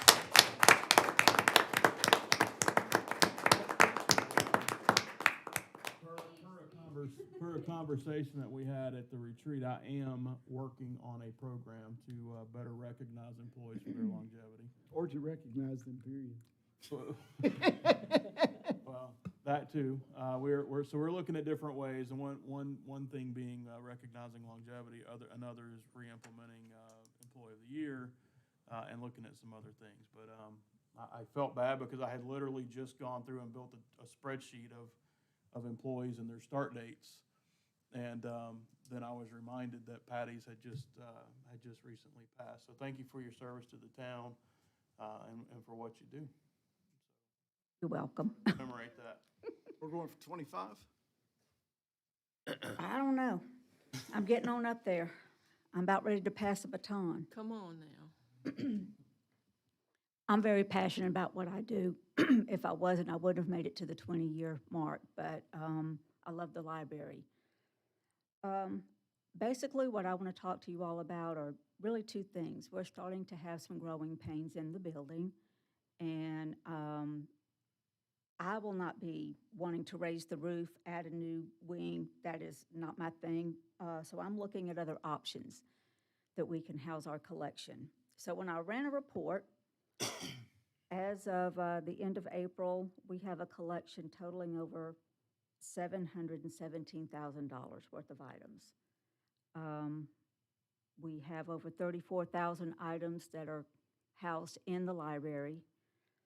So I'm proposing to purchase at least one, possibly two new bookcases that would be going into the children's area. Hopefully, those would run no more than $2,000 because I also need to purchase some staff computers. The LibTech grant that I spoke of to you in March about at the annual retreat, that comes from the state of Georgia, and that provides technology for things that are touched by the public. So they furnish all of our public access computers. They will furnish any tablets that we were to have. But staff computers is not one of the things that is covered by that grant. So that's up to the Town of Tyrone to furnish those. We have at least one at the circulation area that I'm concerned about. It's already crashed on us once, and I'd like to have enough money to purchase possibly 2 to 3 new staff computers. I have the director of IT in our Flint River headquarters looking at some price packaging for us for that. So in my small equipment line item, I raised that from $2,500 to $4,000 to cover the purchase of the computers and the bookcases. Other than that, that's all of the material items that I've looked at that I really need for this upcoming fiscal year. The next thing I wanted to make you aware of is Cindy Farrell is our children's librarian and coordinator. She plans all of the programs that we have, big summer reading programs, the story time. She runs all of that, and she's actually been with the town 24 years. So currently, her scheduled work hours are 20 hours a week, and I'm asking for that to be increased to 27 hours a week. My staff, 3 of us are full-time, 3 of us are part-time. When she plans her programs, sometimes we're having to wear different hats, and it pulls some of us off of the circulation, and we need coverage there. Sometimes we're having to leave to go help somebody on the public computers. We may be answering phone calls. We're still doing curbside service, so that's taking us away from our other obligations. So by increasing her hours to 27 hours, she's not considered full-time. She wouldn't accrue benefits, but it would, I believe, help us out with our staff coverage. We are looking to revert to our pre-COVID hours probably sometime in August or September. So that's going to mean that there's not going to be as many of us working during the daytime hours when we go to that, back to our original schedule. So I know you've had a lot of things to consider today, and I sure wouldn't want to be sitting on that side of the, but I would appreciate if you would at least give us some consideration in raising Ms. Farrell's hours. She does an amazing job. We have a pretty solid foundation of the Storytime families, and it's pretty cool, as long as we've both been there, to see the ones that were started out in Storytime. Now they're bringing their kids into Storytime. So I appreciate all of what all you do for us, and let me know if you need any more information to support that data, but thank you. Do we have a number on that? Or, I don't know dollar-wise what that would be. It wasn't 23 cents an hour? Is that what it was? Let me get back to you on that. It's not that important. I'm sorry. Can I say something? Sure. I was at Tyrone Elementary the other day, walking through there, and there is so many bookcases and furniture that they've been yard sailing and selling for $5. So to me, you could save $2,000 and put that towards a salary or whatever if you could get $5 bookcases. I don't know if they have to be a certain size. I don't know if they have to be conforming, but. What's the condition? I mean, they're old, solid, like They're probably. not bad. No, the ones I saw, but I bought a nice one for $5 a while back, and they have more sitting over there, and they talked about having another sale soon, because they have stuff to get rid of. They won't need that if they reopen the school? They're selling everything, Okay, so something to think about. They got 'cause money, they gonna refurbish. okay. There's chairs, there's all kinds of stuff. New stuff is nice, look around. If you need that money for something else, that would be.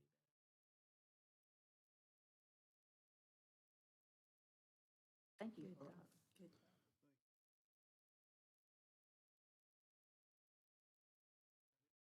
That's all I got. Thank you, Patty. Scott? Feeling this is going to take a while. I have asked everybody to try to keep it at 10 minutes, but obviously with, depending on the depth of the item and questions, but that was just a generalization, a general rule of thumb. Anybody? Pause for 5 minutes. Good.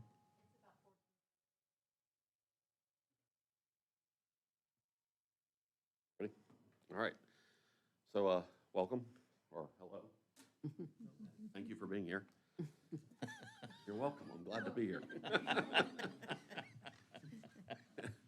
telling you, it's been a long day, yeah. And it's still early. Let's get into the Public Works budget, start off there. We've already talked about employees. Thank you, Sandy, for handling all that, and Brandon. Grounds maintenance went up a little bit because we added Town Hall, the new municipal complex. And also because of that, we've also had to add, not just to the mowing, but also the weed and feed associated with that. So you'll see a slight increase in that. Road paving and repair is normally the topic that everybody wants to talk about. So we already talked about the studies. There are several repair projects that we're basically going to do, small sections of road that are, the PCI numbers in those sections are very low. And by doing that, like I said in the retreat, we're going to be bringing everything up in the town. So our goal is to get everything above 50, where we get out of these heavy repairs and start getting into to the less expensive repairs. So we're working towards that. One thing I will tell you that Dogwood Trail, we put in a grant with the county, or the county put in a grant for us with the TIP LAP program, the local assistance program. And this year we're anticipating to get the design on Dogwood Trail. I think they approved that, if I understood Phil Mallon correctly. And our cost in that is $17,500. Now, this is going to come to you in an IGA and everything to be approved later. But that's what I have in the budget right now to handle the design fees associated with it. They expect to do design this year and then hopefully get the money to do the paving from ARC next year. That's on the far road side of Dogwood Trail, on Yeah, 74, I should say. Actually, I have it going all the way from Sonoya Road to Far Road. I'm trying to do the entire section. So that's what we're working towards. As you know, that program is only for certain roads in the system. They have to be a certain GDOT classification. And this road, to Tyrone Road and Sonoya Road are the three that I know of that fit in that criteria. So that's why this road, even though it doesn't have quite as low a PCI index, it's because the funding is a different source and they're heavily traveled roads. Speaking of Tyrone Road, I went back and just real quickly ran some very rough numbers. But if we want to do a section of that road and do the repair, mainly around the railroad tracks back to about where that island is, you're talking roughly about $60,000, $70,000. If we go all the way to the 74 right-of-way, you're talking more like 120 because your road gets very wide there. You have turning lanes, you have big driveways. Right, so after this, you guys decide what you want to do. Send me an email, let me know what council wants to do. We'll amend the budget for the next hearing. We can try to tighten up those numbers a little bit more. That road on, that PCI on that road is also a 57, which is a little higher than the other roads, than some of the other roads. But once again, it is a very highly traveled road. We all know that, and that has to be kind of taken into consideration when we're talking about road paving and PCIs. Okay, so any questions on roads before I move on? The grounds maintenance that you brought up, that's not the whole thing for A Abbey. Don't we divide that, Sandy, Yes, that's into two correct. different categories? That's correct. Right, so this is for everything but recreation. So recreation has their own budget for both the weed control and weed and feed and the mowing. Okay, thank you. Okay, any others? All right, one of the other big items we have in here that's kind of new for y'all is the right-of-way tree removal at $50,000. This is what we talked about in the budget retreat. Basically, Mitch did the presentation, if he helps you remember it. Line is that on, Scott? It's part of the road paving and repair section. I associate that with road because it's reclaiming the right-of-way. And we're talking about certain areas, certain roads that are difficult for us to get to with our equipment and with our staff. to do it safely. And the county has had that same issue, as big as they are.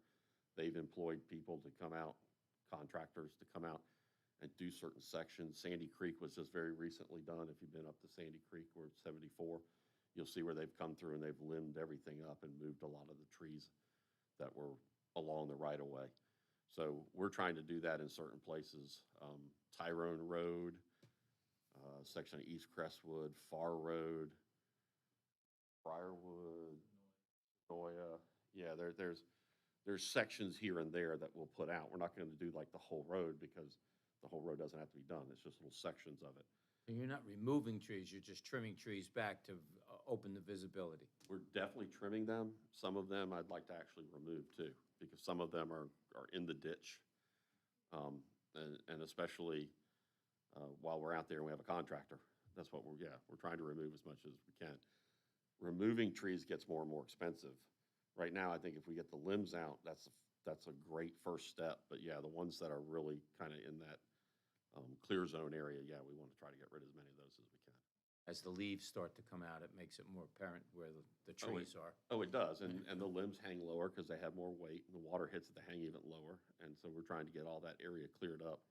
It also allows the roads to dry out a little bit faster, and you know I've talked to you a lot about the importance of roads and water. They don't mix well, so sun doesn't do the road good either, but the water's a lot worse than the sun. When you take the limbs and everything off, will they be disposed of, ground up, or whatever? Yes. They won't just leave them? They go through the new chipper.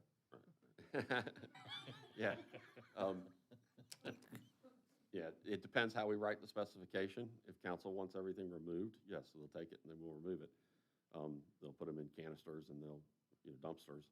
They'll either chip it and put it in the dumpster, or they'll break it down and put it in dumpsters. But this is not for Tyrone employees to do, this is to contract it out, right? That's correct. We're going to contract this out. We're doing an RFP to contract this out. Coweta County just recently did this also. In fact, when Coweta did it, Fayette County was like, oh, wow, yeah, this is really helpful. And they got on board with it. And we talked about it in our supervisor meeting with the road supervisors and public works directors. And everybody saw the value of it. And that's why we're moving forward with it too. Mitch has also been wanting to do this for a while because of the safety reasons that he just can't get out there with the guys in that kind of situation. It's hard. In some areas, will they spray it so it won't come back? Because I know Coweta's bad about cutting something really nice, and then 3 months later, you got trees growing. Yes, so let me see if I have, I think of a lot. I don't know what it is they put on them. Yes, I'm right now showing 5 acres. Gotta remember, those are linear, it's long, so, but I have put in some money to try to do 5 acres of weed control. We'll probably start in these areas, the ones that are hardest for us to get to. Now, do we have any kind of policy that we remove trees that's in the ditch? We're trying to do that because that impedes some of the water flow. So yes, we're trying to do that. I mean, I've noticed some areas that trees are just really small right now, but and I know times past, it doesn't take long for those trees to get tall. Yes, ma'am, and that's Better to what get them while they're they little do. bushes. 3-4 times a week. They're out there.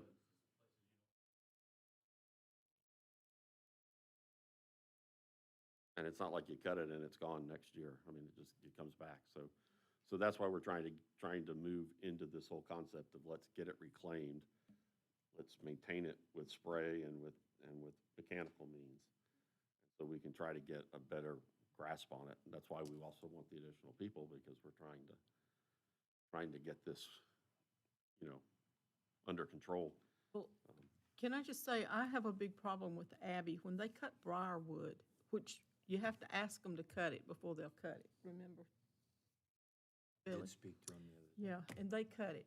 But there's 2 creeks on that road, and they'll make one little swipe, and they're gone. And it really looks bad. And so all those neighbors, about 6 of them over there, there's 3 on this end and 3 on that other end, that complain, why don't we cut that out like everybody else in town? They'll leave the bushes on the side of the ditch, but, you know, the creek, they just make one little swipe and they don't do anything else. Which, the first times when they came through, they'd clean it up really good. They'd get down in there, you know, but now they don't do that. We can talk with them about that. I mean, the grass was almost, what, over knee-high last week when I, Now, remember also, they cut that road once a month. It's not as often as they cut Sonoya Road, but, so I don't know how much that plays into it, but it sounds like it's more than that. well, sometimes they'll talk to cut Sonoy Road this away, but you go down Mhm. that away and it won't be cut. They won't cut it for another week or so. So I got a little snit with them. All right. Sidewalk repairs, we're continuing on with that. That budget, I think, increased slightly. One of the reasons why it did is because I want to look at connecting, on Lywood Road, connecting the sidewalk from Sonoya to the park, to Redwine, Dorothea Redwine Park, and try to run a sidewalk up that, if you guys are in favor of that. And then. I mean, going down Bywood. You're right, going down Bywood, right? Because right now you have to walk in the street to get down there, and I know it's a very low-traveled road, and if you don't want to do that, that's fine. What would that mean? Is that we gonna need an easement for that to go on, or? I think we can do that in the right-of-way. Okay. That's our goal. Because you got a fence, you got the guardsman's got the white building on the right, and then you got the fenced-in area on the left. Have to take a look, since it's a low-traffic street, there wouldn't be. Their fence may be in our right-of-way, and we may have to talk to them about that. Okay. Probably most likely the case, but that's Well, right. Scott, did we do anything about the estates over off Far Road where we went over there and looked at those uneven sidewalks after they'd come in and repaired them? Yeah, there's,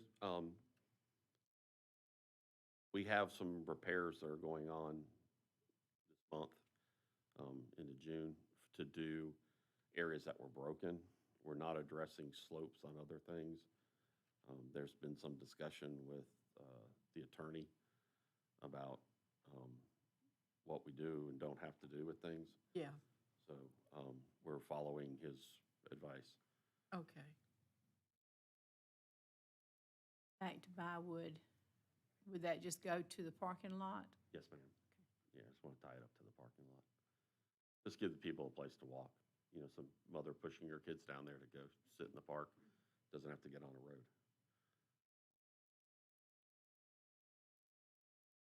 Okay, let's see, well, that's pretty much all the big items in that budget.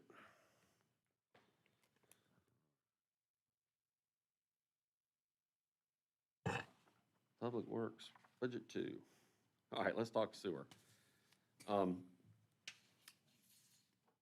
We have a couple pumps that have shown some clogging issue, one in particular, that I'm gonna pull that pump and have it, we have a backup pump for that. We're gonna put that in place, and we're gonna take the pump when we pull it out, we're gonna have it serviced and checked to verify if it needs any work done on it. You'll see a little bit of increase in the equipment repair and maintenance budget. The other really big thing that's always in the sewer budget is Fulton County's fees for treatment. That's at $140,000. And then Sandy brought this up earlier. We have the backup for pump for pump station number 4, which is in the 55,000 range. We didn't put in the budget because we thought everything was going to be done with the sewer. And when we come back to you next time, if we think there's going to be any of that project that's left over, we're going to have to add that back to that budget. But I think we just got a pay request yesterday, and I haven't looked at it yet. But we'll see how close we are on that. But you may see that number change if we have to add any of that sewer project that's gonna roll over into next FY. We have to put that into next FY's budget, even though it comes out of, or it's the same money we were planning on already spending. So you may see that.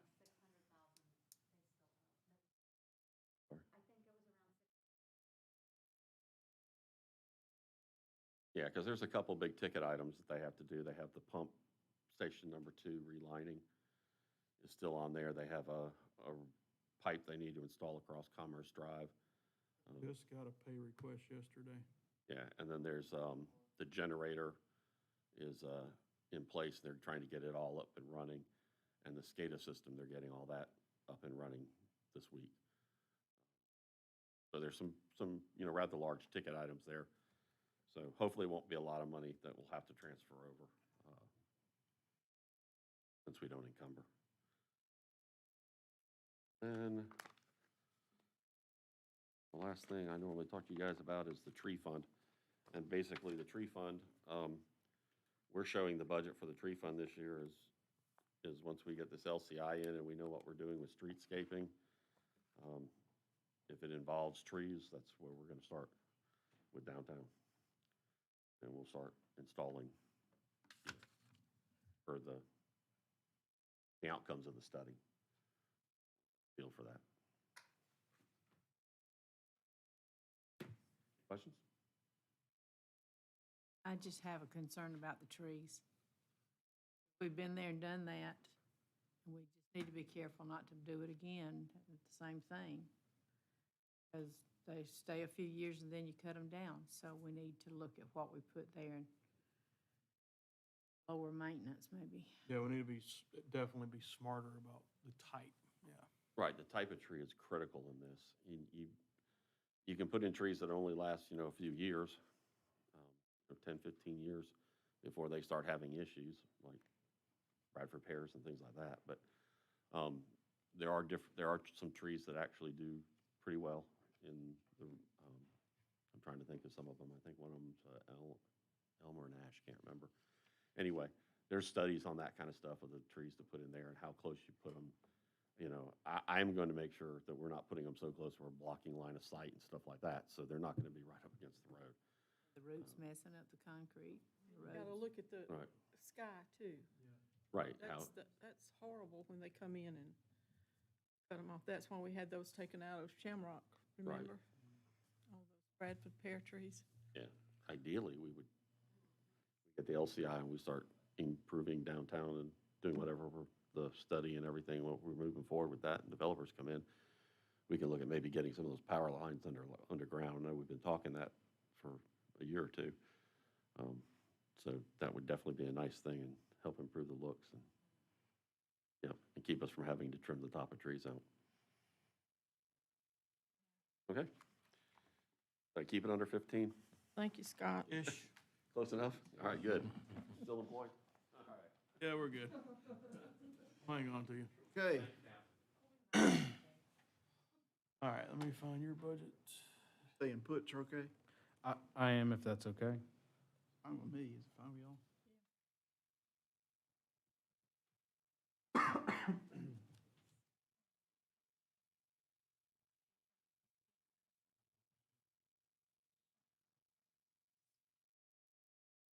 Quick.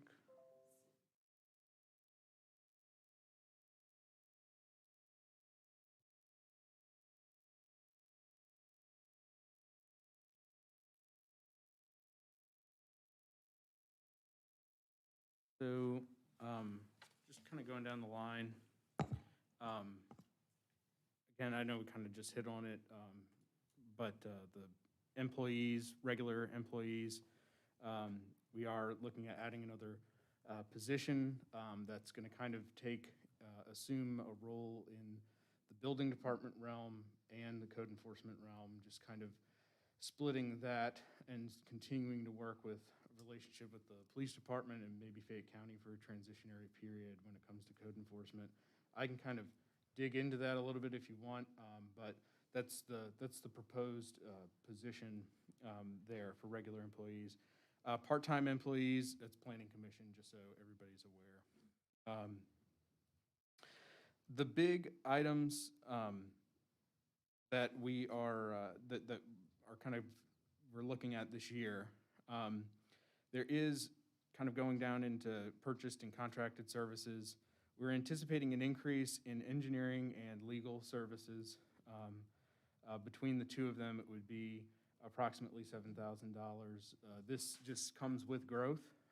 We have site plan reviews that are done by Mallet. We have legal reviews that are done on ordinances and different things for zoning with legal. And those numbers are similar to when we had spikes in previous years, so that's what those numbers are based off of. In terms of building inspector services, that's another large one. We're anticipating about a $45,000 increase in that budget line item this year, but something important to kind of weigh for that one is that that number is commensurate with increased revenues as well. So when I put in $140,000 or 100, let's just say it's even $100,000, Safe Built, who we contract with, they get 60% of that money that comes in from permits, and we retain the remaining 40%. So $100,000 budgeted is really only $40,000, is actually nets out to a $40,000 revenue for the town, if that makes sense, because it's all contingent upon permits. But we still budget that amount of money because we still have to, we receive an invoice from Safe Built and we pay that amount to them. So that's a large increase, but it's tied to revenue from permits. Technical services, also it lists here an $84,000 increase in technical services. This is the LCI, and the reason we did this, last year, we've only put in the local match amount for the LCI, which was $40,000. We get comped 80% for any expenditures we have as part of the LCI study. But we need to, Sandy and I kind of sat down, we need a budget that we're paying for the second full half, and then we'll add in the revenue section that we get comped for that 80%. So that's why that number looks so large this year as opposed to last year. Last year, I only put in the local match amount, which would have been $40,000. This next year would have been about $20,000 because it's split between this fiscal year next and the upcoming fiscal year. So that's what that number is reflecting. I hope I explained that. Y'all have a question? Other than that, everything else is pretty much the same. We do have increased budget line items for small equipment and signage. I do anticipate us having to replace some signage, get additional rezoning signage. Last or 2 years ago, we purchased a lot of rezoning signage, and I've realized that it was not enough. Sometimes you have properties that we have multiple rezonings at the same time, and it's located on a corner lot, and you're using up signs, and you realize, oh my gosh, I don't have enough signs to put out for public hearings. So just increasing the budget for signage, as I anticipate that we'll have public hearings, more public hearings next year. And then small equipment for an anticipated additional position that's going to include computer equipment and different associated items for that position. So that's pretty much the sum of it. I'll be short and sweet. Anyone? Good.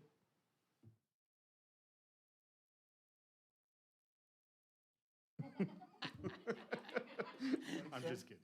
Should have asked for more money. I like the way you Silence think, sir. wasn't approval, Philip. Snooze, you lose. They hadn't gotten approved yet, is that what you said? We're just thinking about it. Oh, goodness. Certainly, if y'all have questions about any of those items, just let me know. Okay.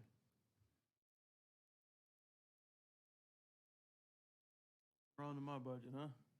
All right. No major surprises on my area. I'm just asking for 6 new people.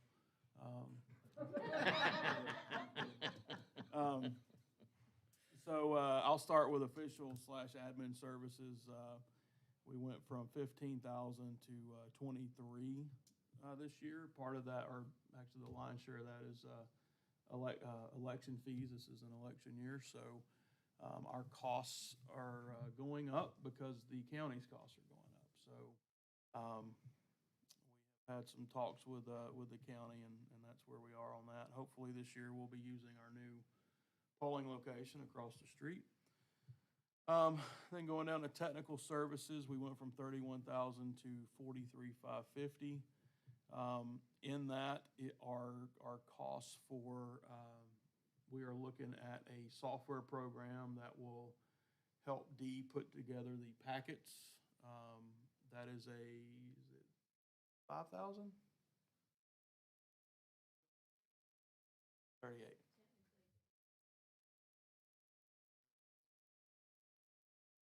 Right. So this module, it will help us better facilitate the paperless packets. It also integrates with our website so that the agendas, minutes, and the entire, now we put agendas and minutes up there, but going forward, once the software is implemented, if approved, your entire packet will be available for the public as well on our website. So that's a great feature. But it'll also just help Dee more easily put the packets together electronically. Staff will be able to submit everything electronically, and then it just helps Dee. Everything's in the, on the computer, and she puts everything that way, and there's no more for hours standing in front of a copier and making books. Shameless plug, it also helps with planning commission as well. Oh, sorry, I apologize. He's correct. And if we ever were to do a downtown development authority, it would help with that as well. So any types of meetings and agendas that we need. Oh, sorry. I'm following my notes over here and not scrolling all down over there. Okay, going down to. Excuse me, how Go ahead. long will that take to implement if we did go through with that? We're hoping, we might even start the process now because there's a trial period where you don't have to pay. Is that correct? So the clerk can hear later. I'm waiting on legal to get back with the agreement, but once that starts, it's about, and the first 90 days are free. It's a trial period. Thank you. Okay, going down, I've added to education and training and also dues and fees. As you know, we're working on getting Sierra cross-trained to where she's fully certified as a clerk, to help Dee out and also to have that level of education. And we didn't do a lot of travel and extensive training this year just because we couldn't because of COVID. But you got GMA conference, there's clerks conferences for myself and then for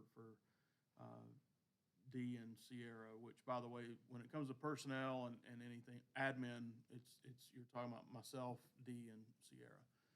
So training costs have of course gone up, but there's a lot of training that the three of us have to have every year, so that covers that. And that's really biggest stuff. If we go down to, sure, go ahead. Get Sierra certified, fully certified as a clerk. What I would like to do once she's fully certified, and Dee, turns her loose as far as, saying, yes, she could come in and do a meeting and everything's fine and she's got the certification. I would like to adjust her position to assistant clerk, which would result in a pay increase. I don't know that that'll happen this year, but that is something, that's one of my goals for her, is to make that assistant clerk position. I think it's a good thing. It's going to help, number one, with just the day-to-day stuff. It'll give Dee more flexibility and less concern if she has to be off or anything. But also, we always have to be, like the chief was talking about, you have to work on succession planning because people retire, people find other jobs. And it would be great, if that were to ever happen, not that we want anything to happen with Dee, she's doing wonderful.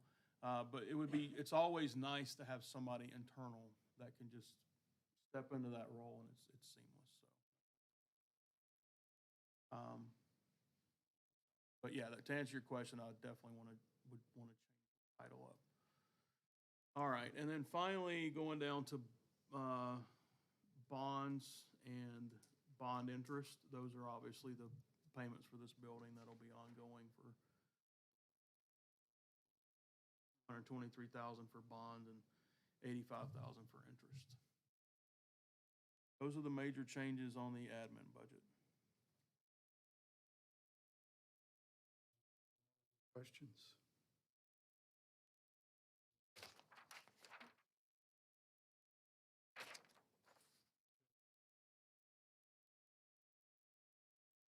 I love to say that was painless, but y'all did a good job. Do you have any closing remarks? Staff comments? Okay. Is there a motion to adjourn? So moved. All in favor? Aye. I heard everybody, we stand adjourned. All right, we'll see y'all this evening. Is this thing turned off? Oh, let me. What's what?